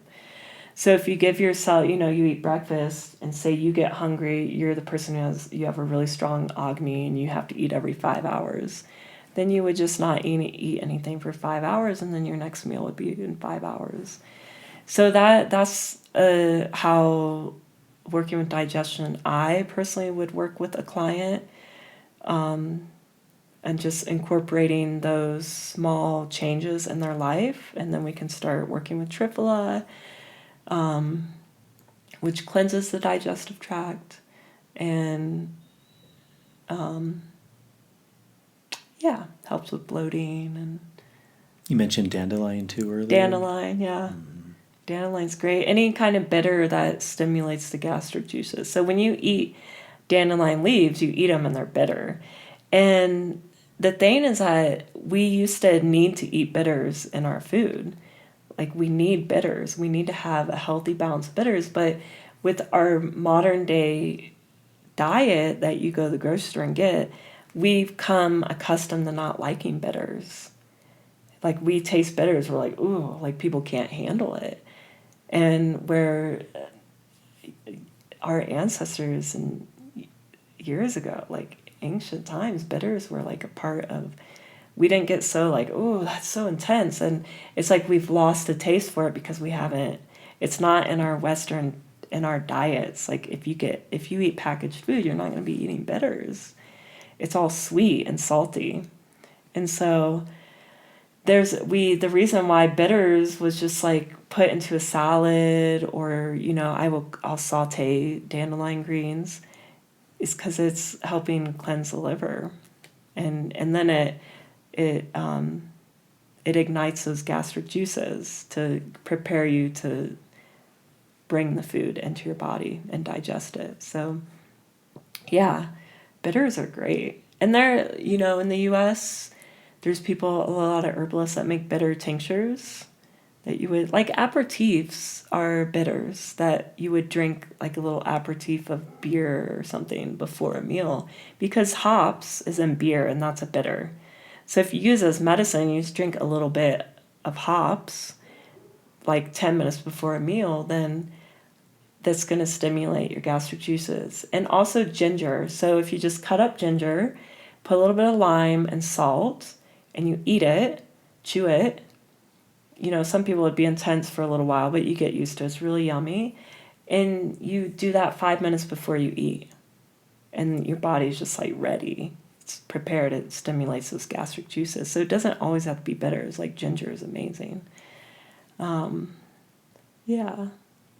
It seems like, you know, even from a more Western perspective, that was something that as you're saying, it has been really lost. I mean, even in a lot of cultures, France or Italy, that was very common, like an aperitif. Yes. And also a digestif, like when you're done, like having a shot of these. Mm-hmm. I think that's something a lot of people don't realize too, is like that's what alcohol was. It was plants that were macerated in alcohol to serve a medicinal function. Yes, and it wasn't, they weren't just doing this to do it. Like in France, it's huge. It's like they were doing it to help digest before and after. And original beer was just all plants. It was all plants, like mugwort. It was all bitter plants. Mugwort is a bitter, hops. And it was all just this brew of plants. And you would drink a little of that before or after. And I know in France, they still do this. Like cultures still do it. And like here, I could see maybe the chicha chicha has like a sour, bitter flavor. That could be like a bitter here in Peru, like to have a little bit of chicha. But the beer now, it's not, there's some, if you look back at like, there's a few books where they go back to the ancient uses of beer and how it was made. It was made with plants. It was all plants, no yeast. There was no yeast in there, it was all like all these bitter plants. And now it's just like solely hops, and so it was a medicine. And so I'm glad you brought that up because it was used. They would drink it after. They weren't just like drinking it, drink it. It was like, there was a reason. But fennel, in India they use fennel. You just chew some fennel seeds. It's amazing.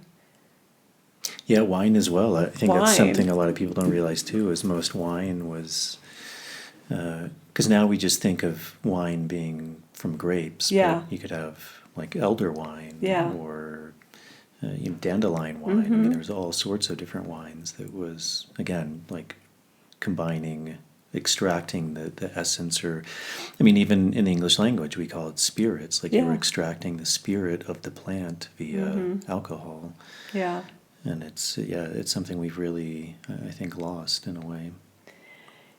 Yeah, and I feel we've lost it because we've lost a lot of us have lost connection to our ancestral, especially the European. Those of us come from the European lineages because that's where the most witch burnings were happening, of healers, midwives, herbalists. All those, everything was burned. All those texts, like people were being killed for their medicine they were carrying, and that wasn't passed down. So there's like a sever in the wisdom. And so I think it's like a lot of us are searching for this like connection to our source, to our ancestors, because it's been severed. And it's like we have to relearn it all again.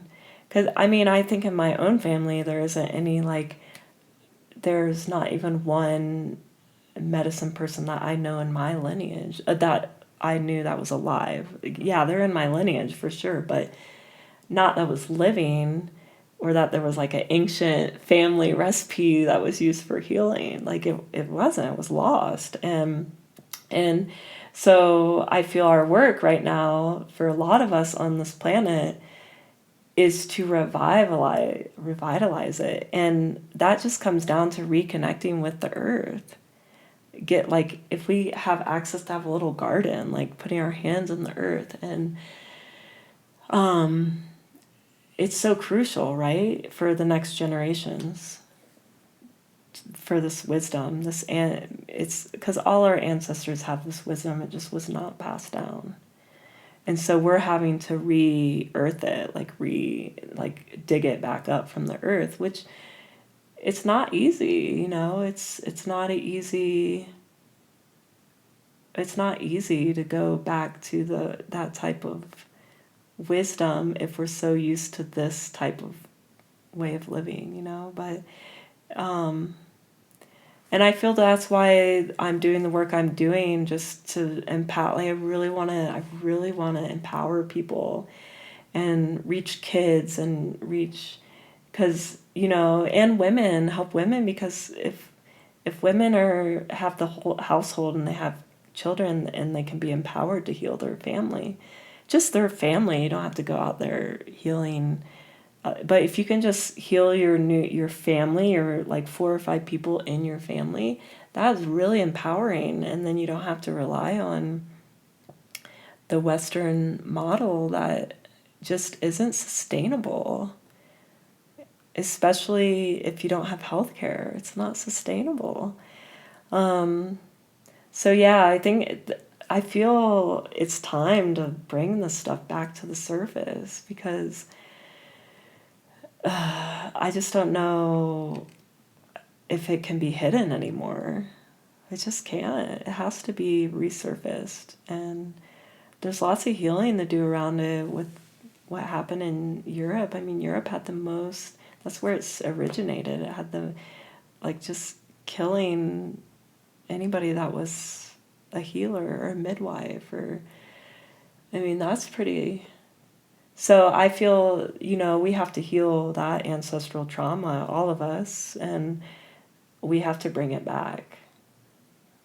And that, I feel, for those of us who are working with plants or in the healing realm, it's just bringing the empowerment back to the people. Because once you can feel empowered, there isn't going to be a fear around working with plants.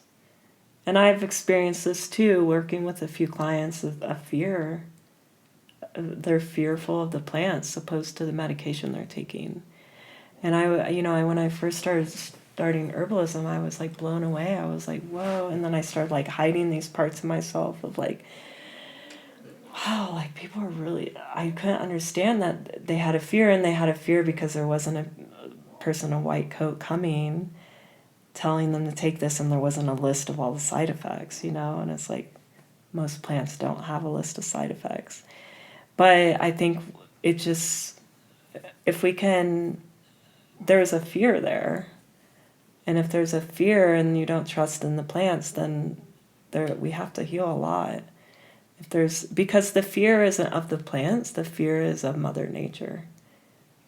If you were to tell someone to go on a vision quest and go sleep in a tent and they lived in a city their whole life, there would be some fear there. That would be scary, to be alone in nature, because we've lost trust with nature. We look at it as like this force that could kill us, right? And so that's where I have seen where the fear is coming in, because it's just coming back to the disconnect of Mother Nature, and that we have fear in it, or that we've developed a fear from nature. And so when you see people that live really close to the earth, like the children here, they're so connected to the earth, and so that is true empowerment. If we can come back to our true nature, and this like fear of nature that's somehow gotten infused in our vocabulary. And it's a rewiring process that needs to be done. And I feel it's coming. It's coming. I know it is. I'm excited. Well, that's a huge thing, I think. As you said, fear. Because in a sense, fear of nature is also fear of the unknown. And we create all of these systems that seemingly make us safe. Mm-hmm. And yet, to some degree they can, and not to disregard that. I mean, having a house, it's a really beautiful thing. It keeps you safe from the elements and from even potentially like invaders, and it keeps you warm. Mm-hmm. But kind of as you were talking about, that imbalance, when that house can also become a prison in a way. Yeah. If all of our safety is tied into that house, and we are afraid to step outside. And, Exactly. I think that's really important what you were talking about, this idea of like empowering people.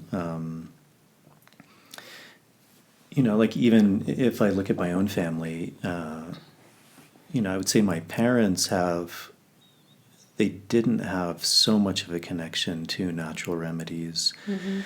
But my grandparents, especially on my father's side, definitely did, because they grew up in the countryside, and they did everything. Like my grandfather, like you didn't hire a plumber or an electrician, like he just did it. Mm-hmm. There's no like, my grandmother, never called a cleaning lady, or she didn't call a gardener to go plant plants. Like everything, they did it. It was their job. Mm-hmm. It was their life, and I feel we've had to find other ways to make money. That it's like, oh, you just stay home and tend to your house and your garden. That's not a job. And it's like, why not? Like, why not? Homesteading's a job. That's a job. Mm-hmm. But if it doesn't have a financial number on it and you're not getting this amount of money, then it's like, you're like looked down upon, right? Mm-hmm. Like women too, like women that stay home with their kids. It's like, oh, well, you don't work. And then it creates this like, it's like, that's a job. Like she's tending to the home. Mm-hmm. And, traditionally in like in communities where it was just barter trade before like money came in, that's what you did. That was your job. You'd wake up and tend to your land and your house because it's a full-time job. And so to have both is really challenging. If you're out working 5 days a week, it's really, you have to call upon the like lady to come clean your house, to watch your kids, But yeah, I totally understand. Like our grandparents and all, and they didn't have that. Mm-hmm.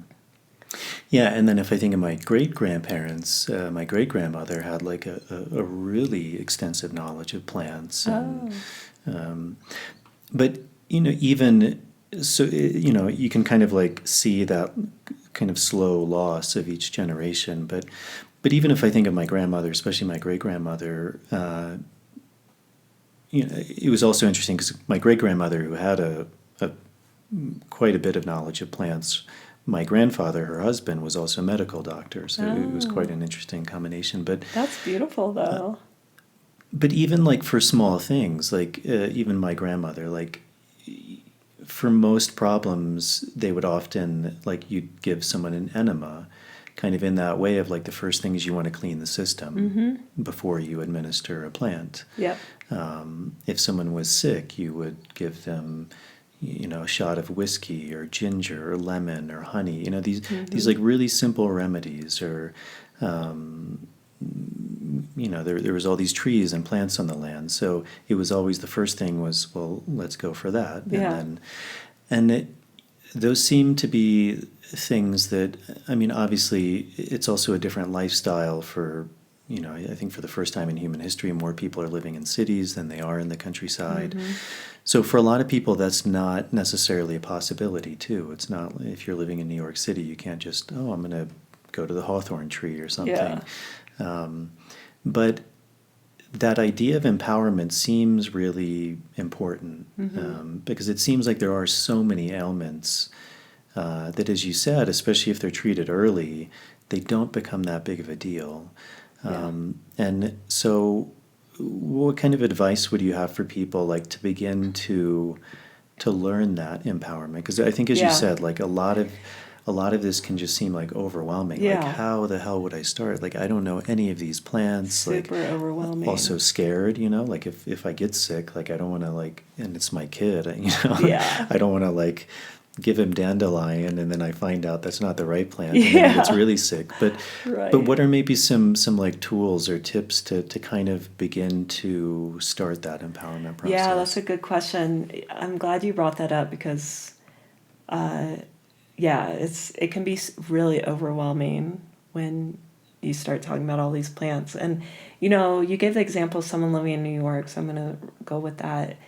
If you live in a city, so empowerment is I look at it as self-care. So if you lived in a city and there's herbal apothecaries in most cities you go and there's like a herbal apothecary and they have all the herbs or teas. And a lot of times they have a herbalist there that can do a consultation with you, or you do it over the counter, or you go to acupuncturist. You find what you resonate with. Maybe you're really into acupuncture, maybe you're in Ayurveda.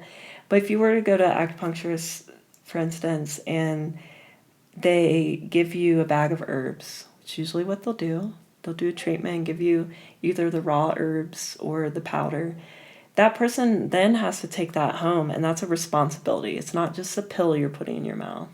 That's easy, right? You actually have to drink this tea of herbs maybe 3 times a day, either before or after food, and you have to make it. If it's the raw herbs, you actually have to cook it, which I really think that's amazing because that gets people more involved in their healing and they're making their medicine. If it's powdered, then you still have to boil the water and pour it over and make sure you're taking these herbs every day. Same if you go to herbal apothecary and they give you a bag of tea, you have to boil the water, you have to steep the herbs. You may, sometimes if they're roots, you'll have to do a decoction, which means boiling for 15 minutes. That is empowerment because that person's taking their health into their own hands. They're not just handed this pill that's white and they just put it in their mouth. They don't have a connection with that pill because it's it's dead, it's like drinking dead water. So if you go home with herbs and these plants and it has a taste, you may chew it, or it has like a specific taste, these herbs, maybe they're really bitter, where the pill you just swallow. It's not so much as a self-care practice. So if people can incorporate any type of self-care, if it's like giving yourself an oil massage or a bath or a plant bath, that is empowerment. Like say your child is just really having a tantrum and just seems energetically really off. If you have children, your children. What if you go get some flowers from the herbal apothecary and you give your child a herbal bath?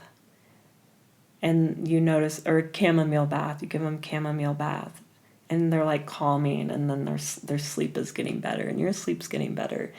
That's a state of empowerment.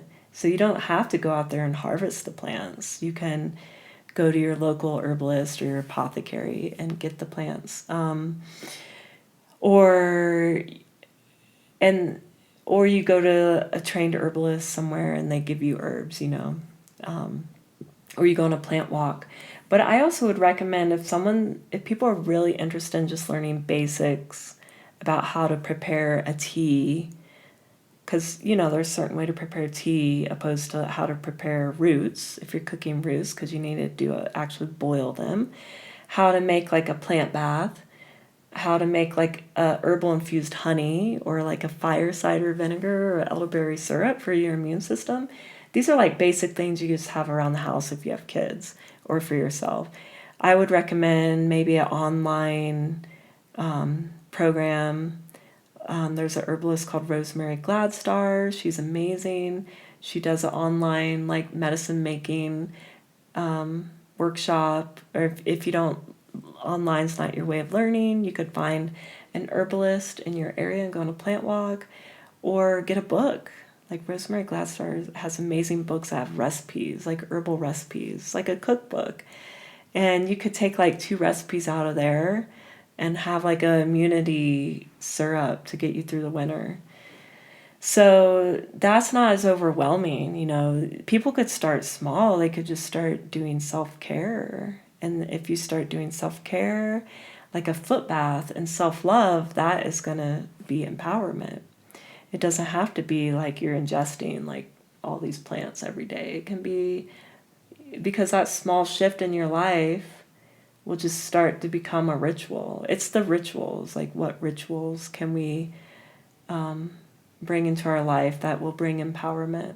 So yeah, I always recommend that with people that live in cities. And when you live in a city, there's access to healers and herbalists, and there's always like weekend workshops that people can go to learn how to make like a few medicines, and then you know how to make them. So that's what I recommend. Or like classes. I've done Zoom classes online teaching people how to make medicine. I prefer to do in person for like medicine making, because it's like, but Rosemary Gladstar is amazing. She's like one of the most well-known herbalists in the US, and she does online medicine making classes. But if you're in like Peru or Mexico, you can always find you can always go to the mercado, like here in Peru, and you can go to the mercado and the women selling the plants, you could just go like ask them questions. Like I just love going talking to them, like, what do you use this plant for? What's the name of this plant? And they'll just like tell you. And so that's a way you could just learn from, and that's like free education. They'll sit there and tell you, Or you could even go to them and tell them like what's going on with you, and they'll suggest a plant. So I would start there. It's a good way to start, small. You mentioned a few times when we were talking, I forget the word you used, but like power plants or these stronger plants. How do you see those incorporated, and how would you differentiate those between other plants? Yeah, so the power plants are the master plants that, are used ceremonial, and they're stronger, and you wouldn't necessarily take them every day, because they're such strong plants. I really, I've worked with ayahuasca. And I've worked with other power plants that have been really potent in my healing process. I also learned that they can teach you to trust the plant completely, because they take you to such take you those places of death. And if you don't trust that plant in your body, then it's going to be a harder journey. You're going to be just fighting against the spirit. And I really recommend those plants to people that are really working with physical stuff for sure, but also a lot of emotional, deep-seated stuff like shadow work, and they're really powerful. Of course, you want to do it with people that you trust that can really hold a safe container. And I also started working with ayahuasca in a very subtle body way, so that when I've sat in ceremony and not drink the medicine, and I've had profound experiences. Just sitting. I intentionally wanted to sit with it, with the spirit, and not ingest it in my body. And so I've worked within a lot of different ways. I've worked with it in homeopathic, small dosing, to really access the subtle body, the subtle essence, to feel that subtle energy. I also feel that the spirit of the person has to be ready. And if that spirit's not ready, it can put them in a darker space if they don't have the right integration and the right follow through after. I also feel people that have severe trauma, it can put them in really deep states where it can put them back in that traumatic situation, which for some people that would not be the best situation to replay that trauma out. So there's a way of working with it where it's just knowing the person and what they're working with and how to dose them. Because I really think dosing matters. I've had teachers that say the dosing doesn't matter, and I don't agree with that. I've worked with the medicine quite a bit, and I've worked with my own dosing, and I started becoming more sensitive and working with on a smaller dosing than huge dosing, where the huge dosing for me would take me out of my body and would reactivate traumas, or I would leave my body, but not leave my body. I would leave my body as a coping mechanism. And granted, I was playing out old patterns of mine, but if you're leaving your body out of a coping mechanism and you don't feel like you're in a safe environment, and then you're drinking this plant, then it's hard to receive the healing. So what I found is, working with someone who really meets you in the middle, and they know what you're really working with. Either if you're working with a really emotional, traumatic thing, because it's going to bring up stuff, the medicine. So I've worked with it in the subtle dosing, and I found for me, when I work with it on such a homeopathic subtle dosing, I actually get more profound teachings, because I stay in my body, and I don't catapult and just have moments where I don't even know what happened or remember, go catatonic or whatever. So if certain people are going to the catatonic states, it may serve some people, but then the other people, it may not serve them that well, because it really depends what's going on with them. Really being sensitive to the traumas they've had. And if it's, because we don't want to leave our body, we don't want our spirit to leave our body. If our spirit's leaving our body, then we have to do a soul retrieval. Unless you're trained, in the African tradition, that I've learned from different healers in Africa, is they do trance dancing. The Sangomas are the healers. And they don't work with plants at all. how they do their ceremonies is trance dancing, and they jump and they dance for hours until their spine, their kundalini energy, their body gets really warm. Then once your body's warm, then your spirit leaves. You're trained to where your spirit leaves, and then you can access and like messages and then bring it back. But then the spirit re-enters the body because the body's warm. So if the spirit leaves the body when it's cold and in a fear state, that's your spirit disassociating, and then you need a soul retrieval to call your spirit back. So it's and I've seen this with ceremony work. I've seen people leave their bodies because it just wasn't the right container. And I really feel there needs to be more, the spirit of the person has to be ready, and that person serving the medicine has to know that know a little history about the person. And because it's not part of my culture. I wasn't born into it. The Shipibo and all the people that work with their culture, they work with ayahuasca, they were born into it. They were like sitting in those ceremonies since they were like 2, even in the womb of their mothers. So it's like it's in them. That like the navigation, it's in them.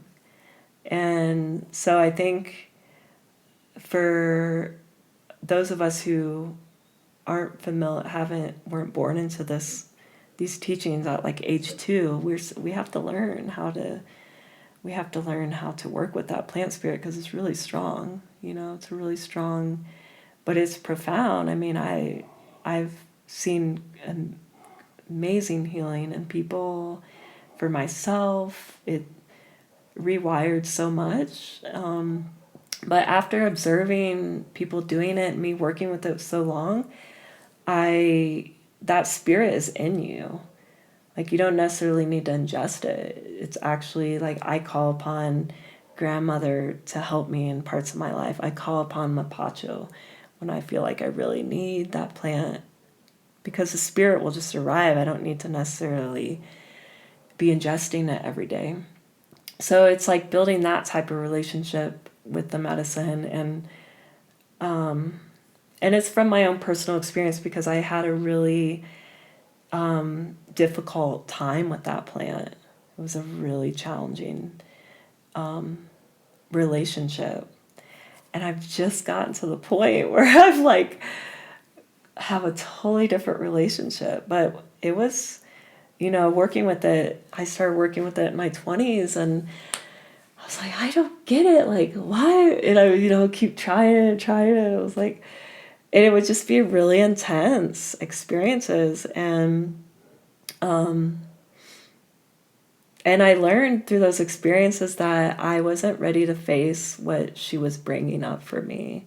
And, not trusting the spirit in my body, and going to the edge of death and going to all that. Like, we have to be ready. And I don't know if my spirit was ready then. I mean, I was like, I'm going to keep doing it because I'm stubborn, like, I'm going to build a relationship with this plant. And it was funny because it was just a big she was teaching me I was really disconnected from my femininity, like I wasn't comfortable with my feminine side, and it was so out of balance. But I remember at a ceremony, and this will happen with plants, where she was just like, I had this profound message. She's like, you're going to take a break from drinking, and you need to work with San Pedro before you come back and drink with me. And I did a San Pedro Dieta, and I started working with San Pedro.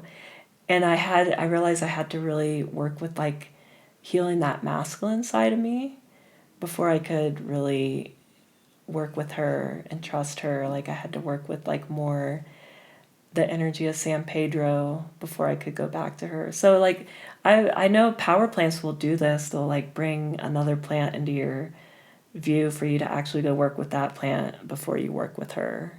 And so, yeah, I could go on forever about that, but I highly recommend it to people, but I don't recommend it to everyone, because I really got to know like the traumas people have, and because it's going to reactivate, it's going to put them in that traumatic state again, which can be really scary to that person. if they're having to relive that trauma, and then that's not healing the nervous system. So like for someone that's in that state, I would work with maybe some other plants before getting them to ayahuasca, like work with some other gentler plants that can help them face that, what they need to face to, and then they'll be ready for the power plant.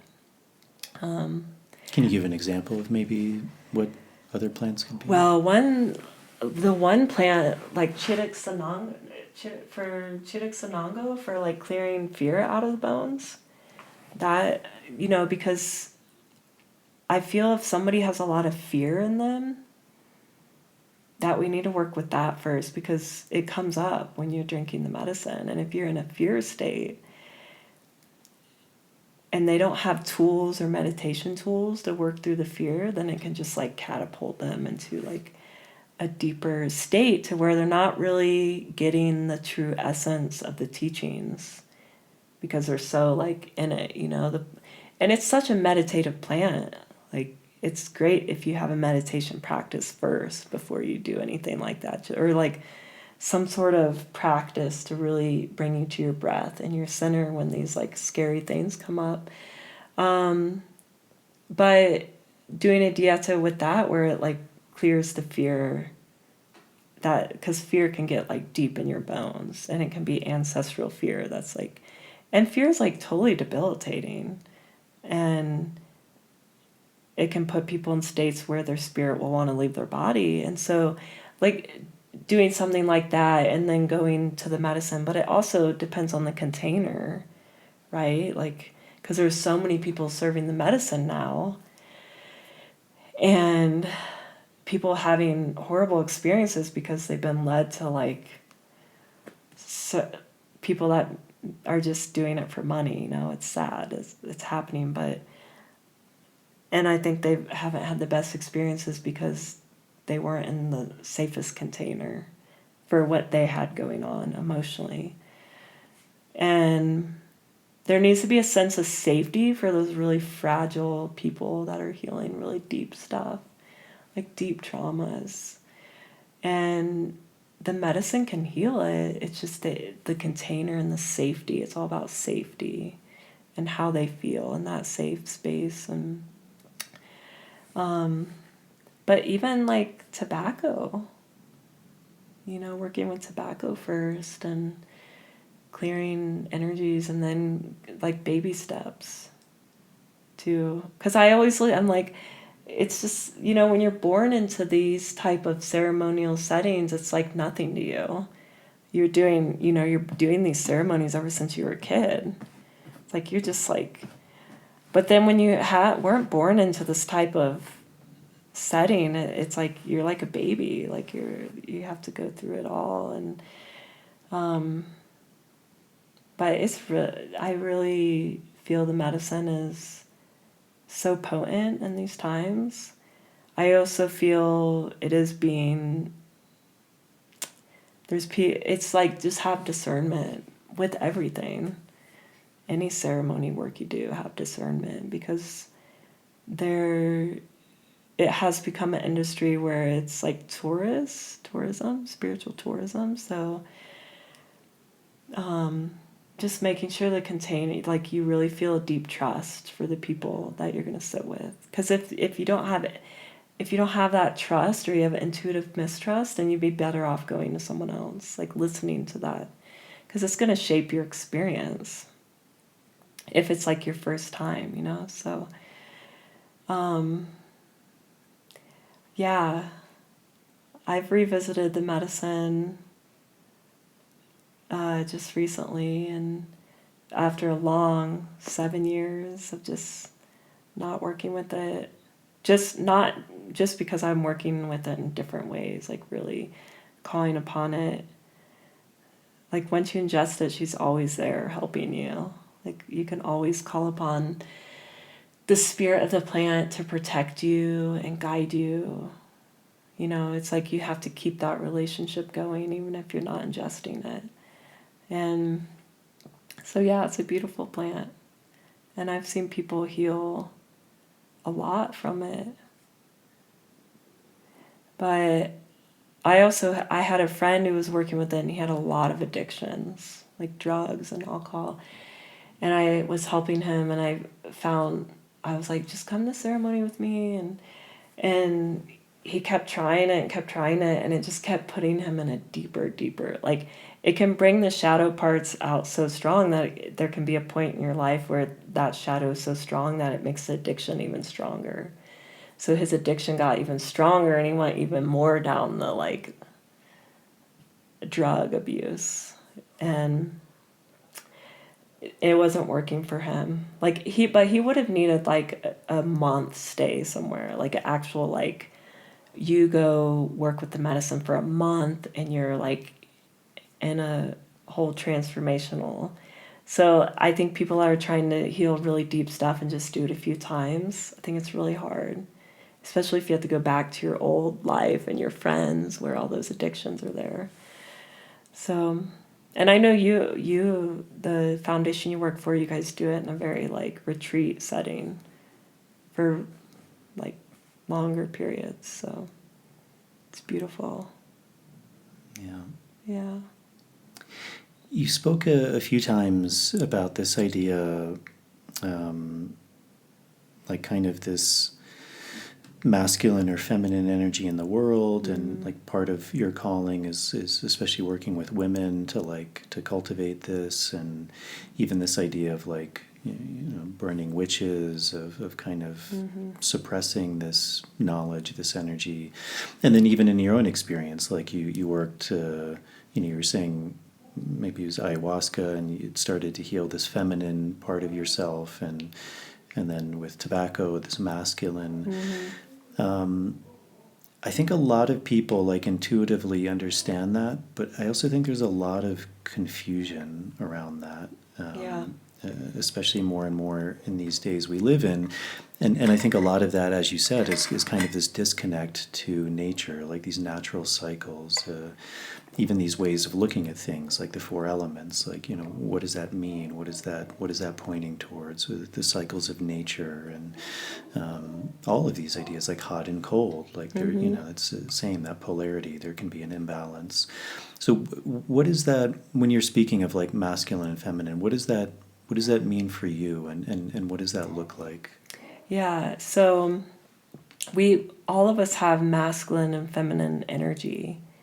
And it's when when those aren't balanced within us, then our life will be directed by one specific energy. So, for instance, like, okay, the masculine energy is there to, like, support. And my masculine energy is learning to support I can support myself through my masculine energy, like emotional support, or the sacred masculine supporting the divine feminine. So, like, if the feminine feels supported by the masculine, then the feminine feels safe to express or to be creative and be in their intuition if they're just being supported.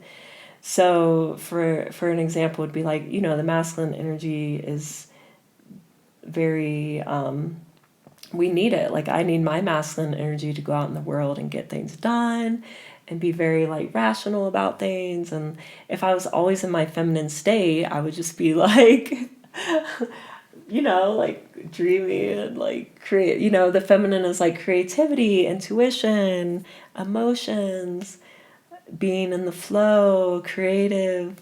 And so when men have their feminine energy, it's so beautiful because they're able to come off the masculine and just really be creative and intuitive. And then when they can be really masculine, when they're balanced in their masculine, they can show up for women to support the divine feminine. And so that's where I think a lot of the imbalance has happened in our culture, is, like, the divine feminine a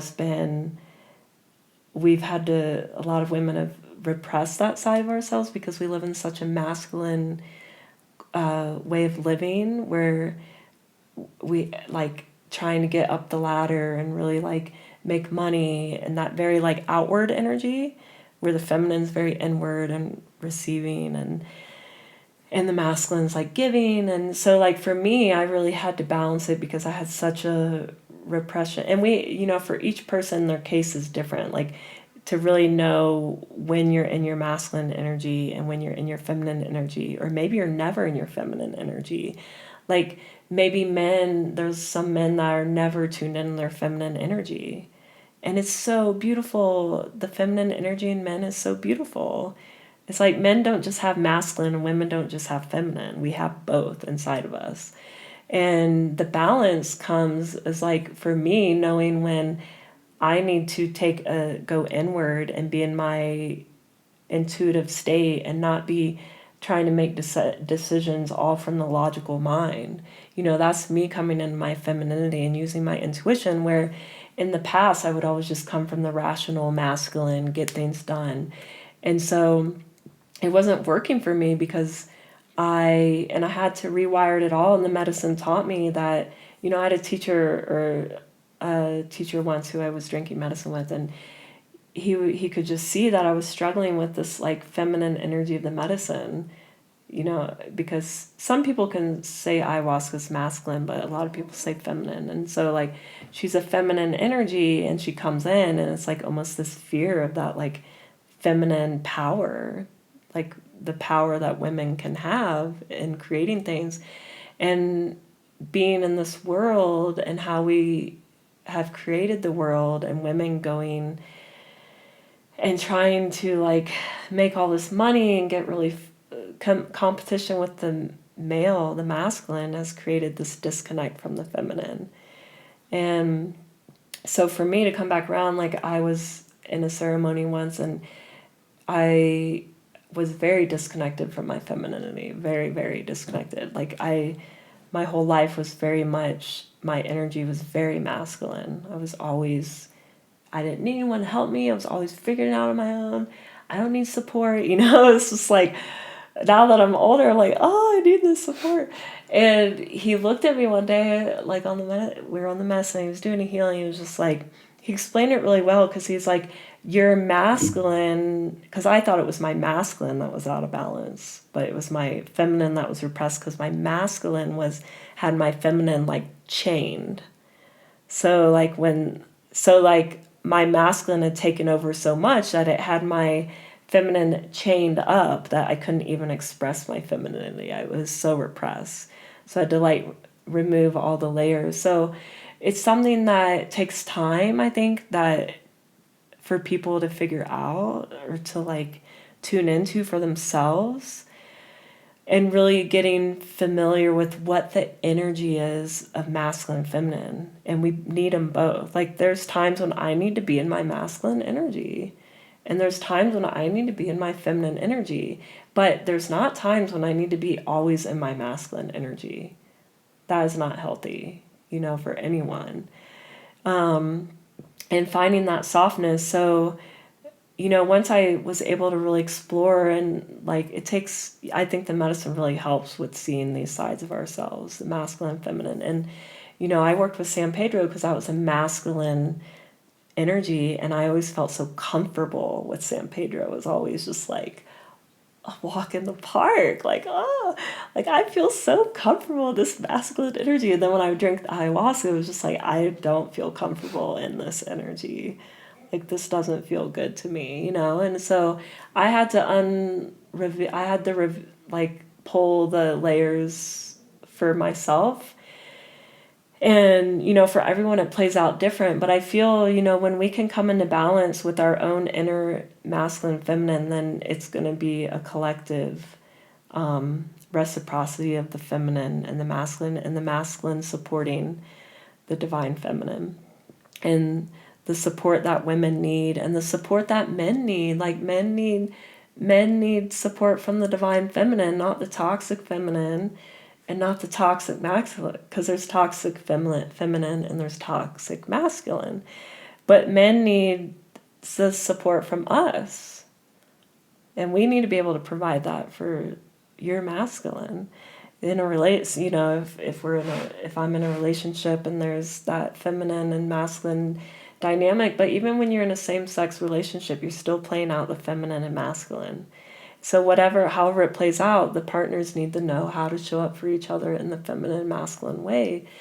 And men need that too, just like women need the support from the masculine to support our visions and dreams and hold the space. And that's where it's like, it feels so imbalanced in our culture, because it's just like, it's imbalanced in the work, like when people, like in the corporate industry, and I feel like how we run politics and everything, it's so from it's the feminine is lost, because like we need the intuitive heart connection in these types of situations, and that's just like not regarded, so if we can all tune into that on our own, I mean, we have to tune into it on our own and heal it on our own, then it could really shift a lot in our culture and how we run the world. And I also think a lot of it has to do with the loss of rites of passages for men and women. That men, maybe at age 7, depending on the culture, they were being initiated into these roles, and that was needed for them to really be in their masculine energy and feel like they're providing for their families and the community. And so I think I feel that this would be a beautiful process to like re-earth the rites of passages for children, now that if I were to have a kid or you were to have a kid, like just really re-implement these, because we had it got lost, and I know it's still happening, it's just hard to find, I feel. So I mean, I think it's complex because everyone is dealing with it differently. And it depends, how your relationship with how you're raised and, what you saw growing up. So, but if it's balanced, then it can really be a beautiful energies to not fear, to not be scared of that feminine side of you, and not be scared of that masculine side. It's knowing when to use those energies, and when they're needed and when they're not needed. So, yeah. Well, beautiful, Sandra. We're at 2.5 hours. Oh my gosh. Yeah. Is there anything else you'd like to talk about that we didn't get to? No, I think, that was really, thank you for having me. Yeah, well, one thing actually, I do herbal retreats, and we have one in Peru that's full, but our next one is in Costa Rica, and it's going to be March 28th to April 3rd. So, I don't know if you put my website in the show notes, but if people are interested to dive deeper with herbalism, it's a herbal retreat. The one in Costa Rica is only for women. The one here is co-ed, but the one here is full. If they want to dive deeper, we do retreats for herbalism and how to make stuff. And you can find me on my website, oshamaizherbal.com. That's OSHAMAIZE herbal.com. Okay, great. Yeah. And they can learn more about the retreats, and they can contact you if someone wants to? Yeah, I could do consultations. Yeah. Yeah. So. And you do that in person and also virtually? You can do that as well? Yeah, great. Well, this was wonderful, Sandra. Thank you so much. This was a lot of topics I've been wanting to talk about for a while, so it's kind of beautiful how life unfolds, and I think you're a perfect person to do that. So thank you, because I think these are all really, really important topics, and it's something that's often overlooked. And as you said, I think it's actually part of that transformation that the world is looking for and needing, is that sense of empowerment, of connecting to nature, of realizing, all of these things that may be out of balance, how to bring them into balance, how to care for ourselves, how to care for others. And it's all right there at our fingertips. So Yeah. Thank you. Well, thank you. Yeah. All right, everybody, that is it. I hope you enjoyed that conversation with Sandra. I really enjoyed sitting down with her and catching up, getting to know a bit more about her story. And it's a really important part of this work of working with plants, is this idea of herbalism. And also she spoke about this idea of plant spirit medicine. So I hope you all got a lot out of that episode. You enjoyed it. As always, if you're able to support this podcast, that's a really big help to me. Patreon is a really good option. For as little as $1 a month, you can sign up. It may seem like a small amount, but every dollar helps. There's different tiers you can sign up for, and with that, you get different things back. Things like early access to shows, bonus material, Q&As. To all of the people who have done that, to all of the patrons, thank you very much. I really appreciate all of your support. And if you're able to do that, thank you very much in advance. There's also the ability to direct donate via PayPal. I'll put a link to those in the show notes. There's also, with YouTube now, the option to join the channel. And then if you're not able to do that, and you're viewing on YouTube, if you can hit the subscribe button, turn on the notification bell, like the video, that's a really big help with the algorithms, getting this show out to a bigger audience. And with the audio version, Apple Podcasts, following the show, or whatever format you're listening to, following the show is a really big help. And then if you can, going on Apple Podcasts and leaving a starred rating and a short review, that really helps. So I think that's it. I have a number of guests coming up. I have a guy coming on to speak about essential oils, which is another form of administering plant medicine. Jeremy Narby, the anthropologist and author, is coming on. I have some other guests too, but I can't think of them right now off the top of my head. But as always, there should be some really fascinating guests coming on. So thank you all for tuning in. I hope you enjoyed this. Thank you all for the support, and I will see you all on the next episode.